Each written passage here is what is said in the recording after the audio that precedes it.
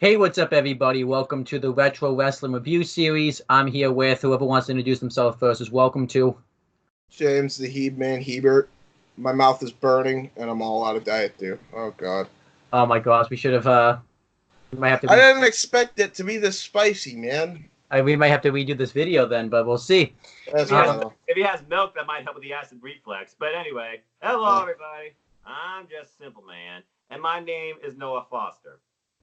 And I'm Owen Finch, because we don't use our nickname. Well, Noah can, but me and James will use our nicknames we use for the rundown in this show, because this is a different show. So, yeah, fuck it. Use your nicknames for every show. I don't know why we do that. I don't know. We're just weird. But yeah, this is Noah's first appearance on the Retro. Let's see how he does. I have a feeling he'll do fine, but we'll see. But yeah, no, I don't know what you're talking about, man. Noah's a fucking joke artist. We'll see. Yeah, no, I'm kidding. But today's show we're doing is James's pick. Why don't you say what the show is, James, and why you picked this show? So I picked WrestleMania 28. I picked this show because of the Triple H, what was it? The Triple H Undertaker match, and of course the Punk and Jericho match, and a little bit of the Rock and Cena match. Little did I know, and remember apparently, the first hour of this goddamn show sucked. Yep. Oh my god, it was unbearable to sit through. But once we got out of that first hour, it was all right. God, I wish I watched that tag match because I bet that was really good because it's the Colognes versus International Airstrike versus Usos. I really wish I watched that pre-show before watching the first hour of the main card. Exactly. Oh, man. But yeah, now that, I wish that was on the first hour of the card, too. This show would go up a letter grade. But, now that we've gone into all that, let's, talk about the, pre-show. This was the first time that WWE had done a pre-show, and obviously it wasn't the first time ever because they would do it occasionally for like the Sunday Night Heats, but this was the first time they would have like the start and pre-show of what we know now, which is kind of history making in a sense, because now we crap on the pre-show. Yep. And you know what's sad? Back then, the pre-show actually meant fucking something. Yeah. Whereas now, like, oh my god, they've completely fucked the pre-show. Survivor Series ruined the pre-show this year. Like, there's no ifs, ands, or buts about it. Survivor Series completely killed off any meaning that the pre-show could have. Yeah. And it's just, what the fuck, man? Like, what the hell happened? Yeah. Like, how can you lose the effect of doing a proper pre-show when you used to be able to do it? Yeah. What about you, Noah? What are your thoughts on? Because this is history right here. First ever obviously we'll talk about the match, but obviously this is your chance now to talk about what are your thoughts on like the first ever like pre-show, what the format of the pre-show is now and stuff. The pre-show back then versus the pre-show now was much better. It was a shorter format with just two commentators. It wasn't constant bickering over stupid, pointless crap. There wasn't just random in and out breaks of playing the same promo 15,000 times. Yeah. And they went straight into action. This kickoff was literally two guys talking about the spectacle you're going to see tonight and the overall milestone of this being the first ever pre-show, kickoff show, whatever, because some was called kickoff, some was called pre-show. It was only 30 minutes long. It was one match. It was one promo per match, and literally that was it. And it allowed you to actually get prepped, anything else you need, or go freshen up, or go make a snack, or get the family and friends together, because the pre-show ended with a 5-minute plus countdown clock. Exactly. Yep. We don't get that anymore. We get 1 hour pre-shows nowadays. We got like 2 hour fucking pre-shows. At this point, fairly soon, I think we're gonna get, with how long WrestleMania is probably gonna be this year, we're probably getting a 3 hour pre-show. Like, it's gonna be I can't believe they're actually considering making WrestleMania a full-on fucking work day of an event. Yeah.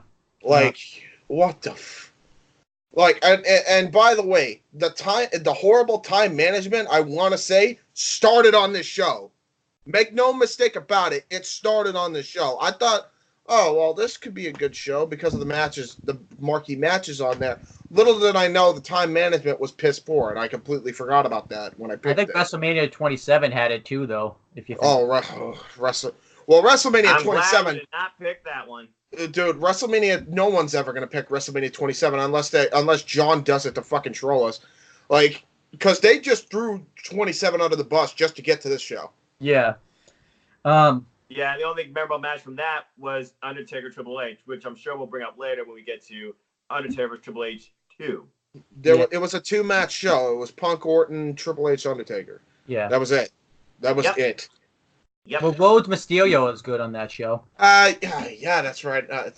I forgot about that match actually. That was that's how you're much right. You actually cared about that Mania. So honestly, it's nothing against Ray. It's against the booking and setup of that program. Yeah, there's too many filler bullshit matches. Anyway, continue on. Yeah, we'll talk about WrestleMania 28, not 27. You want to do let's focus on this one. This one's much better than 27. Yeah. That's all I gotta say about that. Yeah, true. All right, so I'll just tell Noah because this is his first retro. What we do is when we review the matches, we talk about why they're happening, and when we finish, we just say where everybody is in the company today. So that way, I don't know, it's just the format we came up with, and we just like the format. So yeah, sounds interesting. But yeah, we have the pre-show. We have the commentators of Matt Stryker and Josh Matthews, which I like them on commentary. Matt Stryker more so. The funny thing is that this is probably like not a bad team, but this is back when they started scripting everything. Yes, everything. Because shout out to OVE. Imagine if they did this with Percy Watson and Byron Saxton. They do. They do. No, but I mean just those two as a team in this type of pre-show format. Yeah. That would do much better, I feel like, actually. Although, Percy Watson, keep him in NXT because him with Morrow and Nigel is the best thing for him. Oh, yeah. It's the best thing for him. Like, because those three together are actually a really good commentary team. It's the best commentary team in WWE right now. Oh, wow. Yeah. But yeah, Matt Stryker, he still commentates Lucha Underground, right? Correct. Commentates Lucha Underground, New Japan Pro Wrestling on the English side. He also does AAA Mania, I think, every year when it happens. And he's all over the place. He commentates all sorts of shows. And Josh Matthews commentates Impact Wrestling. So yeah, president there. Actually, so does Matt Stryker, I think he does as well. I think he works for Impact on occasion. Okay. Once in a blue moon, yes, because they do have like compilation shows, Impact, and like Canadian posters like Smash Wrestling. So yes, you're correct. Okay. So there you go. We had the kickoff match though. It was a triple threat tag team match for the WWE Tag Team Championships. Primo and Epico with Rosa Mendes ringside because that was a thing. Defending the belts against the Usos and International Airstrike, which consisted of Tyson Kidd and Justin Gabriel. But before I go on to that, the Colognes, you mean the best version of the Colognes, is when they were with Rosa Mendes. It's a shame they didn't do anything with those three, by the way, because they actually had chemistry, but, whatever. Yeah. It's kind of, James, you know the story more than I do because you were probably watching. Yeah, I mean, there really isn't much of a story. I mean, they just had matches on Superstars and fucking SmackDown once in a blue moon. And they were, that was it. And, they were actually really good matches, but you wouldn't have known if you didn't watch Superstars because fucking Vince hated tag team wrestling around this time. Yeah. Going all the way back to 2010, he started making the tag team division a fucking joke.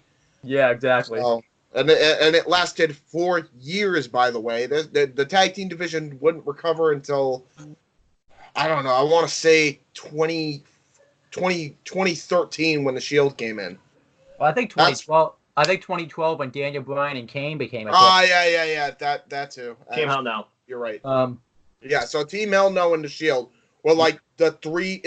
Team Hell No, the Usos, and the Shield were like the three things that revitalized the tag team division. Make no mistake about that. New Day came later. I'm saying what revived the tag team wrestling scene in WWE. Gotcha. Those are the three teams.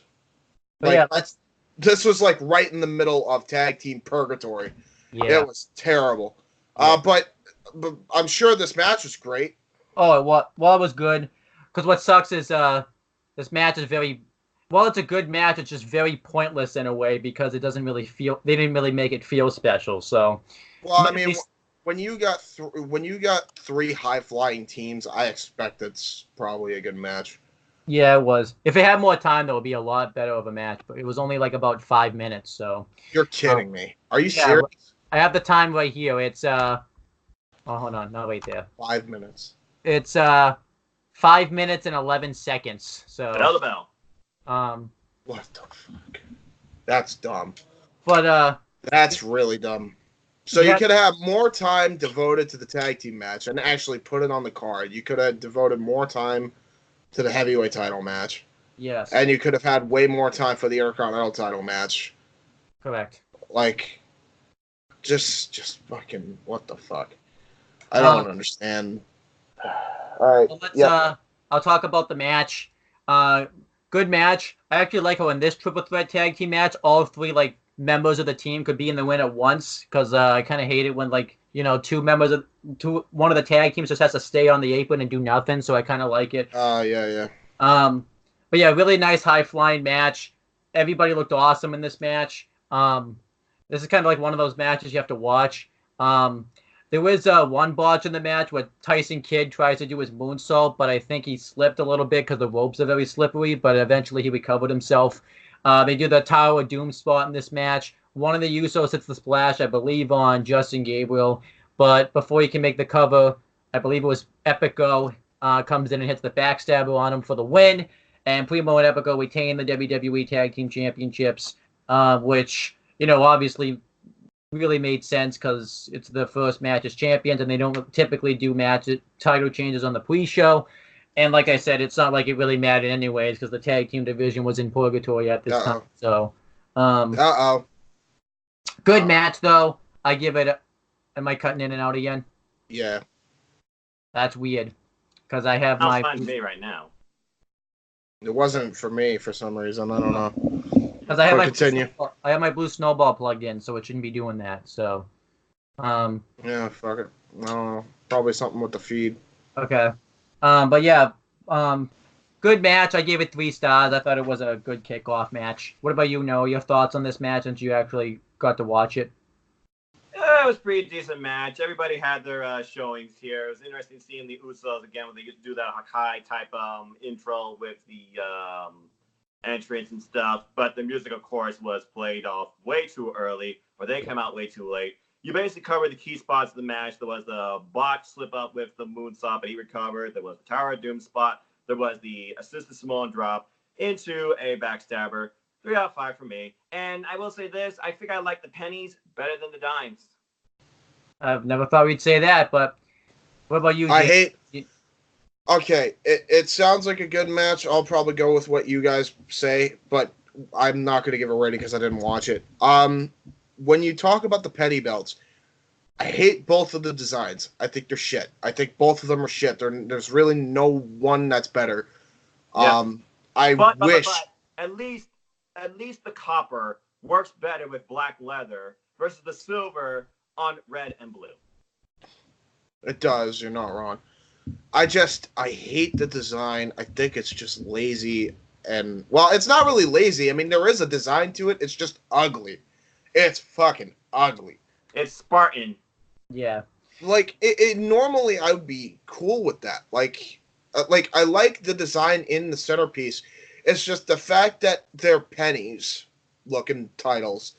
If you'd make them gold and you made the belts like the, say the WWE Tag Team titles from or World Tag titles from 2002 and put that design on it, then I'd be fine with it. But it's not what it is. And it's just, fuck it. That is what it is. You can only hope for the better. But moving on. Yeah, so that's the way all these tag teams are today. The Usos are the only team that is still around today. Which is kind of actually no, they're not the only team that's still around. No, Primo and Epico are, but you wouldn't know it because they never fucking feature them. Yeah, so I forgot. I mean, they were the Shining Stars, then they became the Colognes, then they faded out obscurity, and Rosa Mendez. All the best to her. No, you forget. Before any of that, they transferred themselves into Los Matadores. Oh, And that's right. I they forgot about traded that. they Yeah, that's traded a right. hot Rosa Mendez Olay. for a midget. Yeah. A midget bull. El Torito, and we got We TLC. Yeah. What the hell were they thinking? I actually like that. It was entertaining. Okay, it was I'll entertaining. It was pretty funny. I'll admit. Seeing the guys go for all the small furniture and seeing the mini commentary team trying to clash with the main commentary team, I'll admit, I kind of laughed. It was pretty funny, but I don't need to see that again. Can we bring back El Torito just for him to be in 205 and have actually really good matches? Because the funny thing is, underneath the stupid El Torito mask, he's actually a really good wrestler. I don't know if anybody's seen him in the Indies. He's actually really fucking fast. But I would like to see El Torito versus Massa Sagrada, who however you pronounce that guy's name. I think I know what you're talking about. Or about the little guy from Lucha Underground that was picking them like the White Rabbit, which was Killer Cross. And as far as the other team, Tyson Kidd and Justin Gabriel, well, Tyson Kidd, we know the story with him, sad to say. Yeah. And Justin Gabriel, he's now PJ Black in Ring of Honor. Yes. I guarantee you he'll go to AEW. Yeah. I feel like he's an AEW guy, to be honest. I think it's safe to say that a bunch of people over the months, if not years, because AEW's not trying to be like, I'm just going to hire anybody. They're going to bring in people from Ring of Honor and from Impact. But let's just stay tuned on that for now. We could probably do a whole podcast talking about the future of AEW. Before we get into the actual show, I actually have a question, Noah. Did you see AEW's new partnership with that Chinese promotion? Oriental Wrestling? Yeah, Oriental Entertainment or something. Oriental Wrestling Entertainment. Like hour-long shows. They got some pretty darn good talent. Yeah, that looks interesting. I gotta admit, I think Cody and Tony Khan struck some gold there. I gotta say, there's some talented guys on that roster. What tag team faces SCU at Double or Nothing? Oh, hell, who am I kidding? I'm looking forward right now, keyword right now at the time of this recording, I'm looking forward right now more to Double or Nothing than I am WrestleMania. Yeah, to be honest. I kind of am too. And I didn't think I'd say that, but it is shaping up to look like a good show. Like, freaking Young Bucks and Lucha Bros, sign me up. Sign me up. Enough said. All right. Let's get back on the show before we lose anybody. Owen, continue. But also, too, I believe International Airstrike broke up shortly after this because I know I think both of them got hurt within the span of a year, so they didn't really tag much after that. So correct. And the Usos are still in the company. They've been multi-time tag team champions and things like that. So, and probably one of the best tag teams of this decade. So, without doubt. Yeah. Which is why I can't wait for the Hardys versus them. That's gonna be great. Yeah. Allegedly. And then it showed one more thing. It was a Daniel Bryan interview, and he gets interviewed saying he's going to retain his World Heavyweight Championship since he's beaten Sheamus on countless of occasions. And this is when he was doing the relationship thing with AJ Lee, which I thought was awesome. And he basically was mentally abusing her, not really physically, and forced her to. And she forced him to. No, he forced her to do the yes chant with the title, and she did. So I liked this interview. I liked this heel Daniel Bryan at the time. I thought it was awesome. AJ Lee, I mean, we all like AJ Lee. She's an awesome individual. Incredibly cute, too. And when she was doing the title, it looked like her arm at one point was bothering her. Now, we were selling because, she's this tiny little person, so petite. But, amazing character, amazing wrestler, fun personality. All the best to her. Wasn't this right? This was right before she went psycho, right? This was the show. That is correct. Correct. Yeah, this is the last show where she was not psycho. Correct. That's then we have the actual show itself. We have Michael Cole and Jerry the King Lawler on commentary. Thank God this was Michael Cole's last WrestleMania as a heel commentator, because he was annoying as a heel commentator at the time. I feel like his heel commentary stick just ruined his. No one really thinks he's a good commentator anymore because of He's a robot. Keep him like that. He can't be heel or face. He's just literally Vince's puppet. Yeah, it's kind of sad. You know what's sad? Cole's good when he's not fed bullshit too. Oh yeah, he is. That's the sad part. Watch the Mae Young Classics and the first UK Championship tournament. He's awesome in those. I was very surprised and forgot what it meant for Michael Cole to actually be original. Yeah. Yeah. Well, that's what happens when you got somebody micromanaging you 24/7. I mean, look at what they've done for Renee Young, for Christ's sake. She was amazing in NXT as the lead commentator. She was the lead commentator, and they fucked her over. And this is the fucking beginning portion of this shit. And Jerry, now fucking annoying. Now Renee Young is pushing for Paige on commentary for SmackDown Live. She should be. I agree. Yeah. And then Jerry, they can Vince robot. And Jerry... it sucks, but I do think if you're gonna have Renee on Raw, you should probably have Paige on SmackDown because Paige and Corey, poor Byron, but no, Byron would stay. You can't keep having fucking Corey Graves calling the two shows. I think that's a little much. Too much for him. Too much for him, probably. You know what I mean? Yeah, I agree, but I highly doubt because they're already trying to figure out Michael's replacement. You have to imagine it's going to be Corey Graves because he's on every show at this point. I would see them doing Paige, Corey, and Tom. And Byron would probably go back to maybe a better job on the kickoff show than coach or post-interview. I honestly don't see Corey leaving on the commentary table on any show anytime soon. Well, then if that's the case, then you should. I mean, personally, in my opinion, if they didn't, fucking overwork him, I would say Morrow should be on one of the shows, but Well, we already know the story about that, but again, hey, welcome everybody to Retro Review, where we talk about WrestleMania and then everything else in between. Oh, by the way, Lillian Garcia, amazing rendition of America. Oh my God, yeah, she did fucking great there. That really pumped me up, honestly. I also want to say Jerry the King Lawler too nowadays also is basically a part-time commentator now, where you see him every here and there. So Michael Cole, still Michael Cole, can be great when he doesn't have Vince in his ear. Otherwise, oh God, turn him off.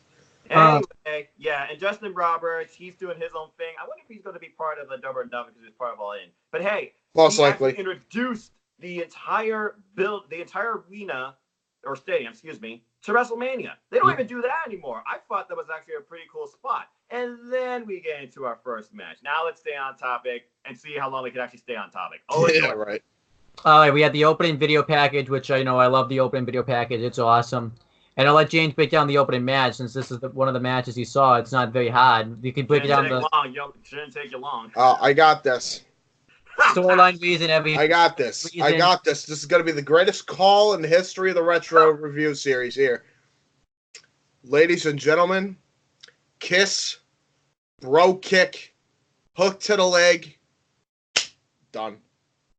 18 fucking seconds. Okay. Everyone wants to tell me, and I thought about this long and hard for some reason after watching this shit match. The shit match that could have gone a lot longer. That could have been a really good match because it's Sheamus and Daniel Bryan. You put those two together, for some reason they never have a bad match. And they just fuck it over. For the second year in a row, too. For the second year in a row. The year prior to this, they didn't even air their match. And this year, they fucking cut it down to 18 fucking seconds. And this was the World Heavyweight title. Everyone wants to say, well, they needed to do away with the world title. It didn't mean anything. No, they chose to get rid of the world title. They chose to make the world title meaningless. And this match was fucking prime evidence of that. I think this killed the World Heavyweight Championship this was the death of the World Heavyweight Championship right here. Everybody wants a while. And everybody wants to say that, well, if he didn't lose in 18 seconds, there wouldn't be as much outrage. No, there probably wouldn't, but I guarantee you he still would have been over because he's Daniel fucking Bryan. Not to mention the fact the entire arena, the minute he walked out of that curtain at Mania, was chanting yes with him already. Would have gotten the same reaction regardless, most likely. This guy was getting over. They didn't want him to. It was not intended, but it happened that way.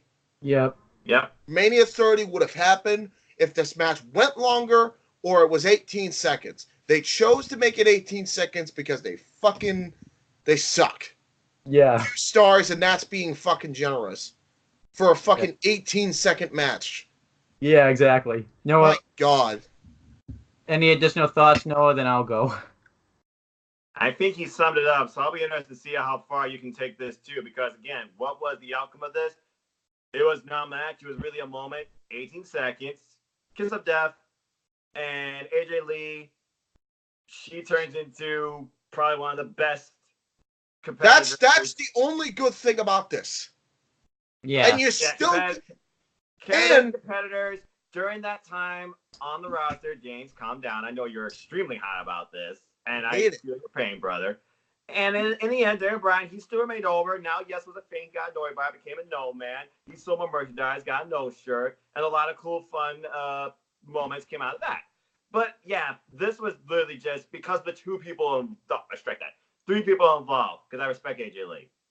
There's also kind of buried Sheamus a little bit too, because he bust his ass to win the Royal Rumble just to, piss that away too. Kind of buried the Rumble match that year. Yeah, you were trying. And later on, he lost that title to the Big Show with the biggest possible chair shot you ever imagined. I want to know who the hell thought that this was a good idea. I really want to know. Yeah. This was so dumb because at the end of the day, you could have done the AJ Lee being turned on by Bryan some other way by having a long competitive match. It's not that fucking hard. He literally wanted to do this to get the bro kick over, just the bro kick. Never mind thinking what it may have negative repercussions for both Sheamus and Daniel Bryan and possibly even AJ Lee. Not even considering that fact, he decides to go with this plan anyway. 1-800-BRO became. Is it just me too? And also. And how many shirts sold with the fucking bro kick tee? Yeah. Also, just go check out AJ Lee's interview with Sam Roberts. She talks a lot about how Vince wanted to use her, shall I say, conditions in stories and creative, and AJ Lee was against it. Now, I don't know whether or not this came into play after this or before this, but I feel like if you were listening to that, you would better understand why it was played out like this. And in the end, it was best for her, and I think treated her the most respected way. But as far as, the title, it is what it is, brother. I always wonder if they did this as like an April Fool's joke, too, to kind of surprise everybody, too, because this show did air on April Fool's Day, too. Good point. But then again, I mean, I guess you would be. You could have done it with Cody Rhodes because it wouldn't have hurt him. No. Well, speaking of which, I'm serious. If you would have done this finish with Big Show and Cody, it wouldn't have hurt Cody, and Cody could have got his title back after. Especially too with how the story was going too. Daniel Bryan wasn't getting nuclear hot, or Daniel Bryan was getting nuclear hot. Cody Rhodes really wasn't. No. And Cody wouldn't have been affected. I don't understand it. I really don't. Yeah. At least both men, they're still in the business. They still seem to be doing pretty well. Sheamus, multi-time tag team champion, world champion. He's now part of the Bar. And Daniel Bryan is now the new Daniel Bryan and the WWE champion. So at least they're there. And as far as AJ Lee, now AJ Brooks, she's off doing great things with her community and for herself and for her family. I agree with that, yeah. Then we had Team Johnny backstage, and they just basically said they're going to win tonight. We'll break down the storyline later. He literally said, what did he say? He said, blah, blah, blah, blah. Sam Rabbit. Wait, was that really after this? Yeah, it was. Oh, yeah, Team Johnny hyped. Miz was trying to hype him up. He failed. David Otunga came in. He hyped up Johnny. He's like, you guys, you are creating a moment. This is as big as when Hulk Hogan slammed Andre the Giant. Because when you all win, I will become the manager of Monday Night Raw and SmackDown. What the fuck? That is spot on. Yeah, exactly. No, whoa. Yo, I'm freaking out. Are you sure you're not just Johnny Ace in disguise, bro? Whoa. That was weird. Yeah. Okay. Oh my continue. gosh. I feel like James needed that. He needed to cool down, needed to be cheered up. James, I hope that helped you. Yeah. Thanks, dynamic dude. Yep. Owen, continue with the show. Then we had Kane versus Randy Orton. Storyline was pretty good in this match. Kane had just remasked. Yep. And they called back to the SmackDown match and the No DQ match where Kane felt like he wasn't a monster anymore because he shook Randy Orton's hand afterwards. So he wanted to rectify himself. And they would have brawls and just brawl all over the place, which was setting up their false. Oh, yeah, I remember that. Kane in a state of identity crisis. That's right. I completely forgot he shook his hand before they wrote him off TV. Yeah, that's correct. That was the same match where Randy Orton botched and fell through the hole of the table. Yes. Yes. Oh fuck. Yeah. But yeah, you had a decent match here. Kane dominates the beginning portions of this match. He really utilizes his power over Randy Orton. He hits a really cool sidewalk slam on him and targets the back of Randy Orton, hits an awesome right hand. Randy Orton mounts a comeback. He goes for the draping DDT, which I believe Michael Cole called a bulldog in this match, which was absolutely wrong. And I think it was just. I think Michael Cole was just having Vince scream in his ear, and he forgot what the move was. Well, you gotta imagine the most pressurable day for Michael Cole in his life has got to be WrestleMania because Vince McMahon's going to tell him everything to say from every other person in Vince McMahon's ear, and Vince McMahon is promoting every second of the show. Michael Cole doesn't get a break. He screams in his ear.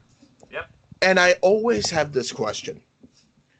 This is how I do commentary. If there's something important that needs to be said, couldn't you just write it down on a Word document? Yeah, exactly. I'm sorry, are you referring to NXT? Well, yeah. I mean, isn't that easier? I'm just saying. It is. And that's why I'm saying that. Why don't you just give Cole a fucking bullet point? Why don't you just have to say it at a certain time when they feel it's right, not at a time where Vince feels it's right. They're completely organic and free roam. Sorry. Anyway, we're getting off topic again. So yeah, I thought the match was okay too, and he kept going for the RKO because you have to imagine if he's going to beat Kane, it's Randy Orton. What does Randy Orton end every match with to win? Some sort of RKO. He never got it done. He tried for top rope one. There's the punt kick. There's the punt kick, but we don't tell that to them because the punt kick's banned. But there is the punt kick. Yeah. And I do remember that from WrestleMania 25, especially. But anyway, yeah, top rope, middle rope, whatever you call it, choke slam. Kane wins. Yeah, I was surprised about this at the time because they were doing no favors to Kane, but I was happy he got the win because it made sense with the storyline. He was the main event jobber of every fucking pay-per-view for like the last fucking 5 years. Yeah. Way to treat your veterans right. Yeah, right. But I mean, he's the master of the 2-star match, and he lived it up here. Except this time, he got 2 3/4 in my view. So okay. Yeah, because Kane, he found his identity. The both great in-ring workers. They had a decent bout. Yeah, I would say 2 3/4 as well. Kane now the mayor of his county. I'm sorry, Glenn Jacobs now the mayor of his county. Randy Orton still in the business, part-timer, but still delivers. Yeah. And you gotta love the RKO out of nowhere. When done right. Would you call Orton a part-timer? He's still full-time on TV. I'd say he's still full-time, yeah. He's still full-time if he's on TV every week. He's on a lighter schedule. So under those circumstances, I would say yes, based on how long he's been in the business and how much he's accomplished and how many big matches you really see him in. Because since the Elimination Chamber, right now he's not going to be in anything until, allegedly, WrestleMania. Yeah. I just want to say, another thing that Randy Orton's going to happen in the future is he could be in a match with AJ Styles at Mania, which I'm hyped about because we could see a 450 counted into an RKO. Yeah. If it happens, I go with the literally call it an RKO spot. It's not going to be that. It's going to be phenomenal form to an RKO. I hope it's the 450 because that'd be dope. That would outdo his curb stomp RKO and his airborne RKO for yeah. sure. That Mainly was prob- because of the momentum Yeah. of the 450. Yeah, Yeah. well, that's like shades of the shooting star press that Evan Bourne, aka Matt Sydal, used at one point. And Randy Orton caught him out of midair. We thought he was dead. Yes. Yeah, everybody did. I Yeah. did. How Yeah, go ahead. Kane versus Randy Orton I thought was decent. I went 2.5 stars. Wasn't quite 2 3/4 stars for me, so I went 2.5. At least you Okay. got over the 2-star mark. Yes, we did. Kane made it over the 2-star mark for a change. All right, Yeah. moving on. Then we had Santino and Captain Keith backstage, and they were hyping up his Deadliest Catch show at the time. And I actually thought this segment was pretty funny. Mick Foley was there, and he was talking like a pirate, which was freaking hilarious. And then who comes in? Because I always wait for this guy to come in and say his word. Thank you, Ron Simmons. Damn! Damn. And then I did like the thing where like Mick Foley and Santino Marella like put the respective Mr. Sacco Cobra thing on to try to like take the meat out of the crabs and stuff. That was hilarious.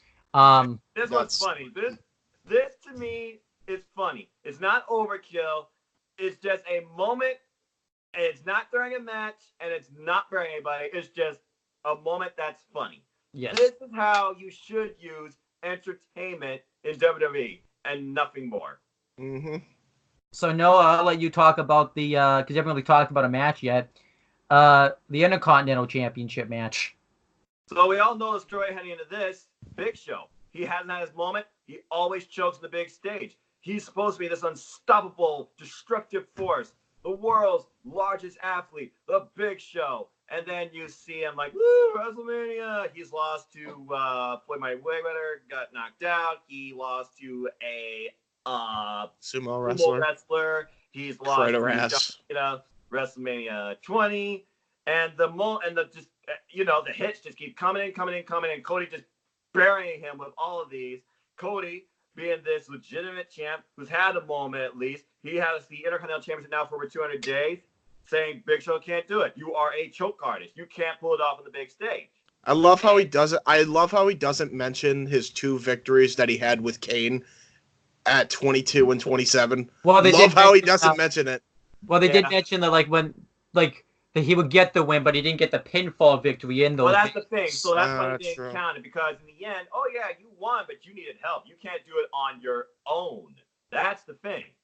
And to this point, he hasn't.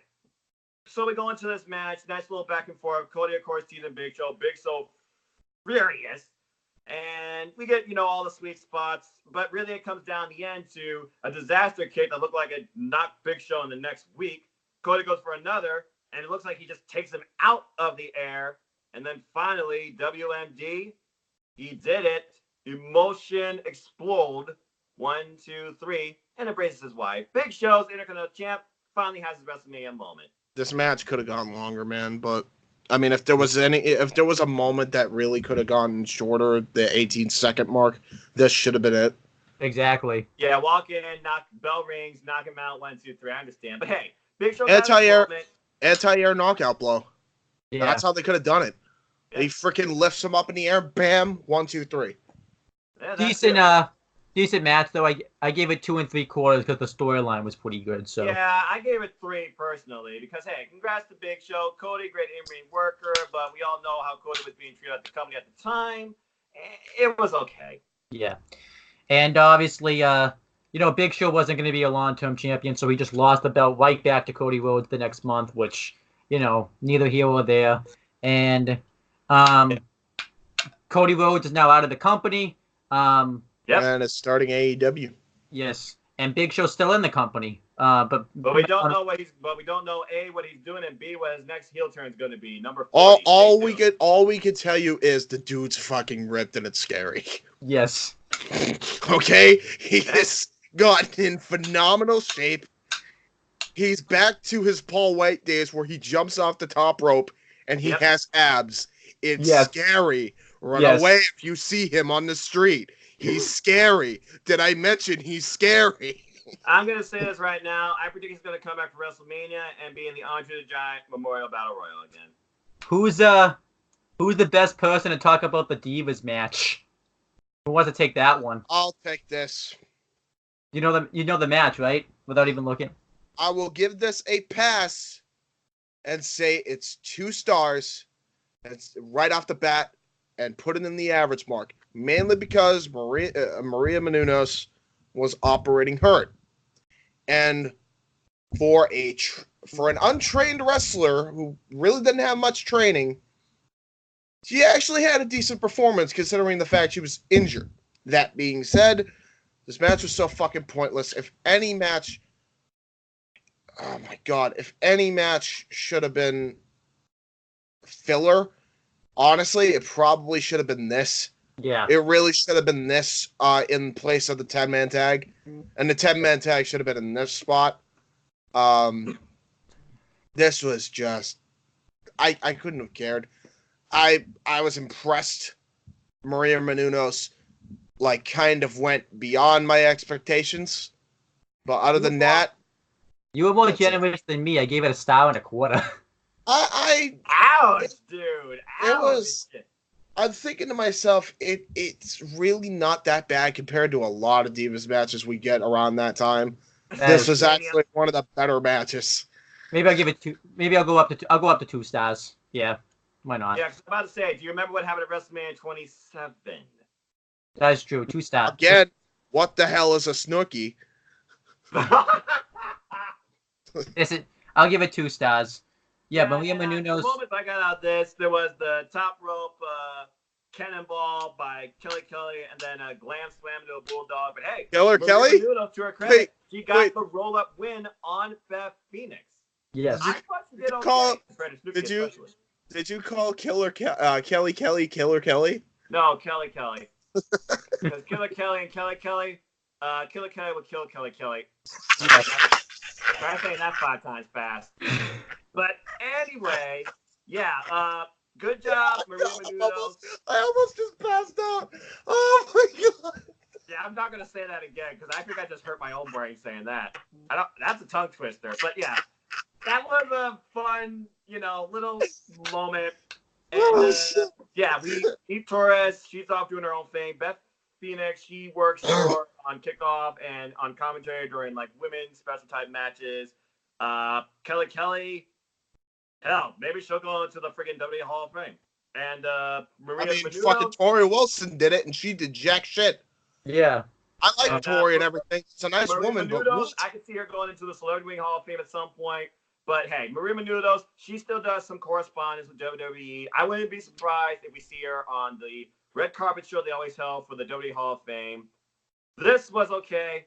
Oh, fuck it. I'll say it one more time. Killer Kelly would kill Kelly. Yes. So about that. So let's do the rant. James, you want to rant about because I know you're the best person to rant about this. The poor time management of the first hour of WrestleMania and stuff. My fucking god, this was dreadful, dude. This is just first off, you didn't need a match on the pre-show really. If it was going to be only a half hour, this was what? What are you doing? As I say, 4 matches. 4 matches. Yeah. And then It one was match on 4 the matches. You could have done the 18-second spot for the Big Show match. You really could have, and it wouldn't have hurt Cody. It wouldn't have hurt anybody. No. You could have done that for that match, and then instead of doing 1-800-BROKE, you could have done 1-800-KNOCKOUT or some shit. I don't know. But, you could have done it for that. The Maria Menounos, it was okay, but again, would have had that as the filler after the end of an era. I thought Randy Orton and Kane, I thought Randy Orton and Kane was the saving grace, which is not saying much. It really isn't, and you could have had the tag team match to open this card. Really, that should open the card. If anything, I feel like the order of these matches were, especially in hour 1, were just terrible. There shouldn't have been a pre-show match. The opening match should have been the tag team match because starting the crowd off hot. Give them 10 minutes. Give the freaking Maria Menounos, or not Maria Menounos, because that's going to be later. But you could have done Kane and Orton after that. Give them 12 minutes or something. Then you could have done, fucking the Big Show 18-second knockout, which was what I would have done. And then after that, you could have done the 10-man tag. Then you could have done the World Heavyweight title match, which could have gone way longer. Then the end of an era. Then the Maria Menounos match. And then the rest of the card stays the same from that point. It's not that hard to do the time management thing. This card was so ass backwards when it came to hour one. It was bad. Yeah, I can only imagine how many times backstage, Vince, Kevin Dunn, they restructured the match card layout. And I wouldn't be surprised if at one point they did have the exactly like you were saying, but they're like, no, we're going to go with this. Yeah. And that's what we got. But hey, at least WrestleMania, to an extent, it does kind of oscillate into some very nice matches, which I'm sure Owen is more than excited to talk about this next one after the Shawn Michaels interview. I'll talk about that. So Shawn Michaels gets interviewed by Matt Striker, and he talks about how basically he holds the end of an era in the palm of his hand. It's either going to be the end of the streak or he didn't really say what happens to Triple H. So I guess he just loses. He thought he held it in the palm of his head. End of streak or end of the game. Huh? End of the streak or the end of the game. Thought he held it in the palm of his hands, but oh boy, was he about to be surprised. But yeah, it was very good promo. But let's talk about the match. It was. Oh wait, one thing you forgot before this. They also talked about how since 1987 they set a new attendance record at Sunlight Stadium with 78,363 people. Now you can go into the match with, of course, good old JR first coming out first. Yes. So we have Undertaker versus Triple H, end of an era, Hell in a Cell match with Shawn Michaels as a special guest referee. Ooh. And was the storyline awesome too? It plays off into last year. Well, not last. Obviously, I mean the previous WrestleMania when I say this. WrestleMania 27, just for people in case they don't know, what are you talking about? Yeah. Undertaker Triple H, when Undertaker beat Triple H, but the win wasn't satisfying enough for The Undertaker because he had to be cut out of WrestleMania. And Undertaker said that his victory over Triple H meant nothing because he had to be carried out one day. I believe, like they said, once every day he was cutting his hair. Yeah. And Triple H even said that he'd be waiting for The Undertaker, which you could say that's a plot hole, like what changed, but... I love that they did not reveal his new haircut on screen until Mania. Wow, Same. Man, he lit that hood, and I'm like, whoa! Yeah. When that initially happened, I was shocked beyond belief, dude. You and that entire stadium. And then, you had Undertaker return right when Triple H was about to fire John Laurinaitis, which made that even more awesome. And he wanted the match at WrestleMania, and Triple H didn't want to do it because they're the last two people of the Attitude. Well, they weren't exactly the last two people. Of their kind, of their era. Yeah. Well, they weren't exactly, but they were the last two top stars, I think, what Triple H was trying to get at. I mean, Triple H, he was implying that. Those promos every week, that was the only reason I looked forward to Monday Night Raw. Oh, yeah. Damn, those were good. And Shawn Michaels tried to talk him into doing the match, and Triple H, didn't want to do it. What you said, Noah, there's actually two things for me. Actually, three. The build up for Rock and Cena every week was actually really good when they started building towards it. Punk and Jericho, H and Taker. These 6 individuals building for their respective matches were the reason I kept tuning in. Yeah. God, I wish that same feeling was here for this Mania. Yeah. Because on paper, when Shawn Michaels came into play, and Undertaker talked about how this match must stay pure, do it right or I will end you. And then at one point he's like, "You remember when I said Shawn Michaels was better than you? He is." Yeah. And you could tell Shawn with the slight smirk and Triple H, he may be stone-faced, but in his head he's like, "No, he didn't say that." I even love to, the Shawn Michaels, like we talked about, the Shawn Michaels aspect of it. Undertaker, we thought, ended Shawn Michaels' career. Which we'll get into that. I wish we didn't have to, but anyway, continue. Yeah, and Shawn Michaels even said, like, even though he can't wrestle The Undertaker, he still can end the streak because he was the special guest referee for this match. When he announced that on Raw, too, I was actually there live for that. It was a hell of a moment when he announced it. Nice. And Triple H even used The Undertaker's tombstone. I don't know if it was this build-up or the build-up for 27 on, like, a house show, too, to beat Dolph Ziggler in a match. This build-up was just absolutely awesome. Even Undertaker would ask the questions: is he willing to put all of his like basically his life, his body, all just to end the streak? It was just like basically go watch this video package and you're hyped. I even love too they used the "Memory Remains" song from Metallica. Metallica. This is when WWE actually knew how to use music that fit with a show and fit with stories. They should use pop artists. They should use Metallica song again. The best song for them to use for today's product is "Nothing Else Matters," and just play it over a wall the whole time. You nailed it. You absolutely nailed it. If it wasn't for the fact that song has royalties, I would ask my little assistant to play it right now. God. Yeah. But let's continue, because right now all you've talked about is the build and the storytelling. You haven't even gotten into the match. No. Oh, hold on. Before we do that, I must do my rendition of Metallica, "The Memory Remains." Hold on. Wait. Wait till I get to the Cell gets into the play. Oh, too. yeah. Yeah, actually, that was go ahead and do that. That demonic structure. Yeah. So yeah, Shawn Michaels comes out, and I did like that Jim Ross was included. I heard Undertaker requested that too, Jim Ross to commentate this match too, which considering how much good old JR has played in all three of these men's careers, not only calling their matches, but just the direction in the business. If JR was not part of this, it would have been a freaking crime. Because he commentated like all the matches pretty much together and stuff too, and except he's worked with men constantly. Yeah. Talked with them. He's one of their best friends. I believe this is the only year Triple H didn't get like a big special entrance too at WrestleMania. No, and he honestly should have. Both of them should have. He had like the giant, thing he came out of with the smoke and stuff. I guess it was dry ice or something like that. Oh, can I say something? I wish. I know it would have been a two-peat if they did it, but I really wish they did For Whom the Bell Tolls for Triple H again for this Mania. Yeah, that would have been awesome. That entrance at 27 was like the highlight of the whole show. Yeah, was Triple H's entrance.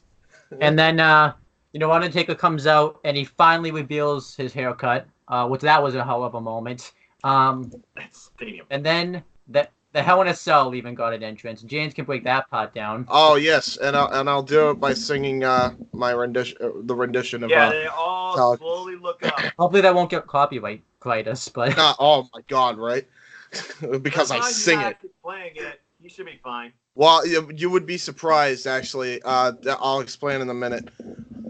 All right, here I go. Hopefully my voice is good for this. Fortune, fame, mirror vine. Gone insane. Fortune, fame, mirror vein, gone insane, but the memory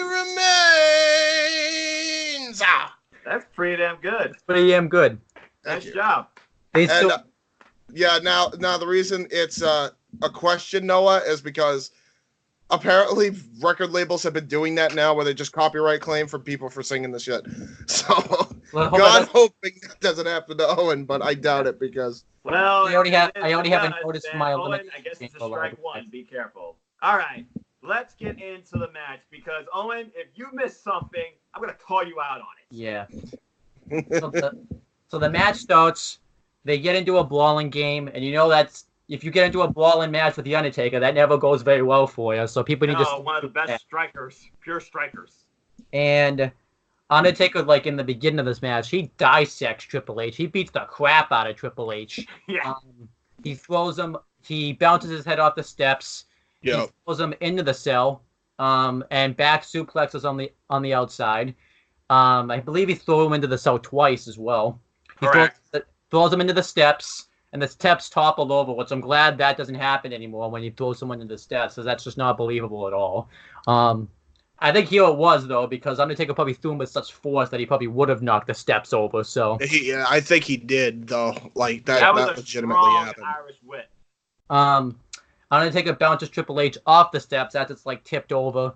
He does his like typical elbows and the guillotine leg drop from the apron.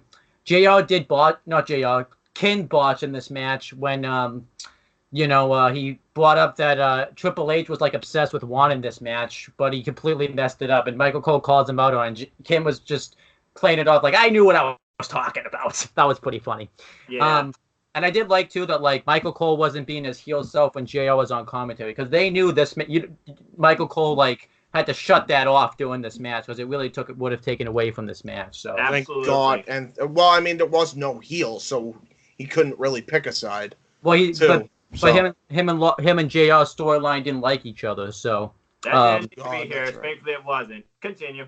And then Undertaker brings the steps into the ring, and he sets it up into the corner. He continuously dissects Triple H. He leg drops him, and I believe he went for a last ride onto the steps, but he went for a running big boot because he hit the snake eyes first, and then Triple H hit a spine buster on the steps, and Undertaker gets not Shawn Michaels, that doesn't happen until later, Triple H into the Hell's Gate, and Triple H powers out of it with a power bomb, not on the steps, but because Taker was on the steps, it gave Triple H the leverage to get out of the move. Mm-hmm. And at this point, they basically redo the WrestleMania 27 match for a little while, where Triple H just destroying him. Ugly chair shots, except for the one in the head. Yeah, they didn't do that because they were fined at 27, and so they worked around it this time though, because they would hit each other in the face, and that's technically a loophole because it's not in the head technically. So plus they get their hands up to kind of alleviate the shot. Continue. Yes, and now I forgot. Are we kidding? They probably did get fined after that. You basically are starting. You basically introduced the first chair into play, which really starts with 2 chair shots. And the chair that like dented right across the Undertaker's back. Undertaker got bruises from it. He had like a cut like right on the side of his ribs. I forgot to mention too, Triple H got busted open too when he got thrown into. I believe when he got thrown into the cell the first time, and he bleeded I think a little bit, but not much. Which I like that they probably were fine, but I think they were fine with paying the fine this time because the match needed blood. So, Triple H and Shawn Michaels is just pleading with Triple H to, end the match pretty much, cover him. And Triple H says, no, you end it or I will. And Shawn Michaels is even telling him, like, this guy isn't going to quit. He continuously tells Taker, like, put yourself out of your misery and end this match. And Undertaker tells Shawn not to stop this match, like, emphatically, repeatedly. Triple H then grabs the slughammer, bashes the Undertaker with the right in the face with it, right in the ribs, and he just beats down the Undertaker even more with the chair. And to the point, there was a point where Triple H was just going to really end the Undertaker's career and just hit him probably the same way he hit Shawn Michaels at SummerSlam 2002. And, Shawn Michaels grabs a slughammer out of his hand. And I love that. I love they did that callback, too, with the Triple H Shawn Michaels match. Yeah. I really enjoyed that. Yeah. And, he throws the slughammer out of the ring, and Triple H tells him, stop this match or I'm going to end this match. And, Shawn Michaels doesn't really want to stop the match because he knows Taker won't be happy about it. And it's kind of, and also, too, another thing they kept telling him throughout this match is that Triple H has never lost a match with Shawn Michaels as the special guest referee as well. So that tied in very well. Yes. This was the best special guest referee performance of all time. Yeah. Period. Simple as that. So he's about to stop. He's about to stop the match, but Undertaker puts him in the Hell's Gate to prevent him from stopping the match, which causes Triple H to get the slughammer, and he just bashes Taker like right across the face. That was awesome. And then they redo the spot from WrestleMania 27, the finish, when Undertaker gets Triple H in Hell's Gate. He tries to go for the slughammer, but he can't quite get the slughammer. But this time, since there's no referee, because Shawn Michaels just got put in the Hell's Gate, so Triple H passes out, but the referee doesn't really know it. And then Undertaker hits the chokeslam on Triple H. Referee Charles Robinson runs out, and he had a spare key this time, which makes me question where was this through all the other Hell in a Cell matches, but whatever. And he goes to make the cover. Triple H kicks out. Undertaker's pissed. He chokeslams Charles Robinson, which the height that Charles Robinson got was insane. Good Lord. And just unreal. Charles Robinson has had some amazing WrestleMania performances in his own right. This is one of them. Yes. Bravo. Continue. and then this spot still gets me every time. Undertaker goes for the tombstone, and Shawn Michaels from out of nowhere hits the sweet chin music on the Undertaker. Triple H hits the pedigree. We think the match is going to be over. We think the streak's going to be over, but Undertaker kicks out. Now, obviously, I think the big storyline here is Shawn Michaels didn't do this because he wanted to screw Undertaker over. He did it because he didn't want their careers to end. So that's made it even awesome. The way that Shawn Michaels was reacting when he kicked out, the way Triple H reacted, and then I believe at this point Triple H threw Shawn Michaels out of the ring because he got upset that he didn't get the win. Yep. And then Undertaker sits up, and Undertaker mounts a comeback. He hits the big boot, the snake eyes. The snake eyes, the big boot, and the leg drop. And then he goes for a second choke slam. Triple H counters it. Triple H hits a pedigree on the Undertaker. Undertaker kicks out. And then he goes for a slughammer. Undertaker sits up. He grabs a steel chair, and Undertaker steps on the slughammer before Triple H can use it. And at this point, he kills Triple H, which I thought was very, symbolic because Triple H did the same thing to The Undertaker at WrestleMania 27, so it was very symbolic here. He destroys Triple H with the chair shots, and I even like how they even redid it where Undertaker was telling Triple H this time to stay down, just very reminiscent of even this match in WrestleMania 27. Yep. And then Undertaker chokeslams Triple H. He kicks out this time, and then Triple H is in the corner with the slughammer, and basically I think he realizes that he's absolutely screwed, because he knows that Undertaker, is basically going to get the best of him, but he tries to hit Undertaker with the slughammer, but Triple H is just so beaten down, and Undertaker's just too much ahead of him that he just blocks it.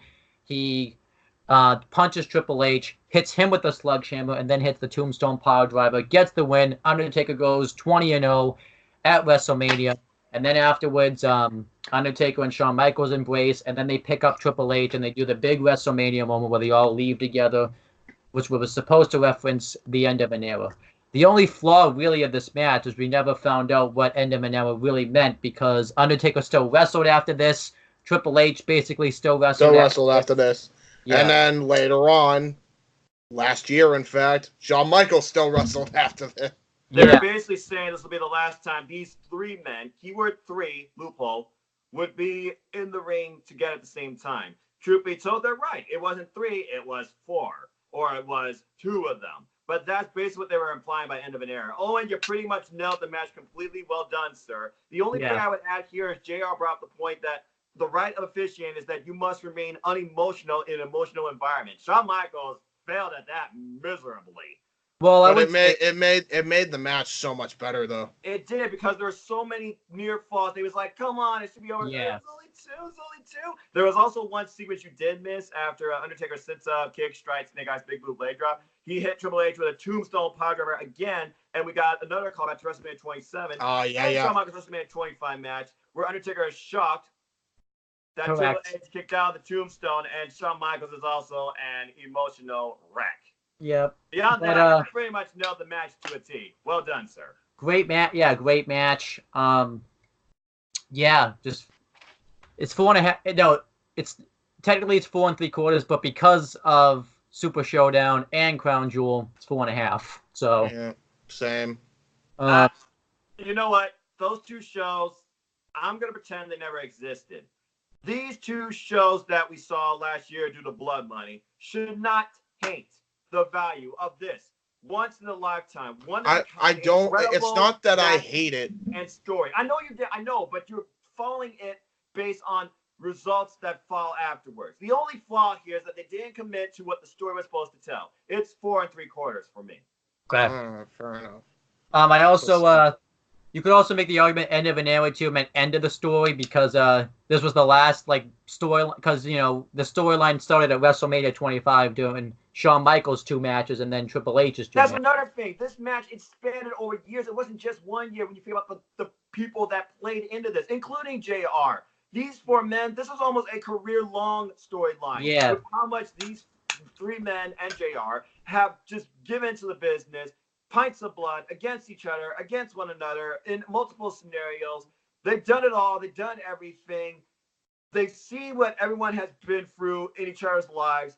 This was so well done on practically every front, except for the follow-up, which you talked about last year. That's why it's 4 3/4 for me. Made this match live on forever. All right. Then we had the Hall of Fame inductees get their moment. I believe the people that went in this year was, I'm just gonna see. I'm gonna try to say them off the top of my head. Let's see if I get it right. 4 Horsemen, the main ones. Ric Flair, Arn Anderson, JT, Donnie. This was hilarious. It was hilarious. Yeah. That he was there at Mania when he was under contract for TNA. I thought at the time that was hysterical. And it still is hysterical because now we know TNA tried to sue WWE for that and it didn't work. So because they don't have the money. Continue. Yeah. And I even love too, like, not, you know, WWE said they would send a star in advance, and they sent, not, you know, discredited in his credentials and stuff, but they sent Christian, and they got like Ric Flair out of it. So WWE got the better deal out of it too. Like, oh my god! And not that Christian's bad. It's just WWE Hall of Fame, but that's just my opinion. It's not that Christian's even bad either. It's just Christian or Flair. Yeah. Flair. I mean, you can't really compare those two on the same level. Continue, Owen. And then it was Ron Simmons, Yokozuna, who was represented by his kids. I don't remember their names off the top of my head, but because how long he have been dead around this time? Does anyone know? He died in 2003. Okay. It's been a long time. Yeah. I know it was after 2000. That much I do know. Mil Masquerus was here, and no woman I don't think went in that year because and then I think it was just the headliner Edge. I don't think I missed anybody. So Mike Tyson.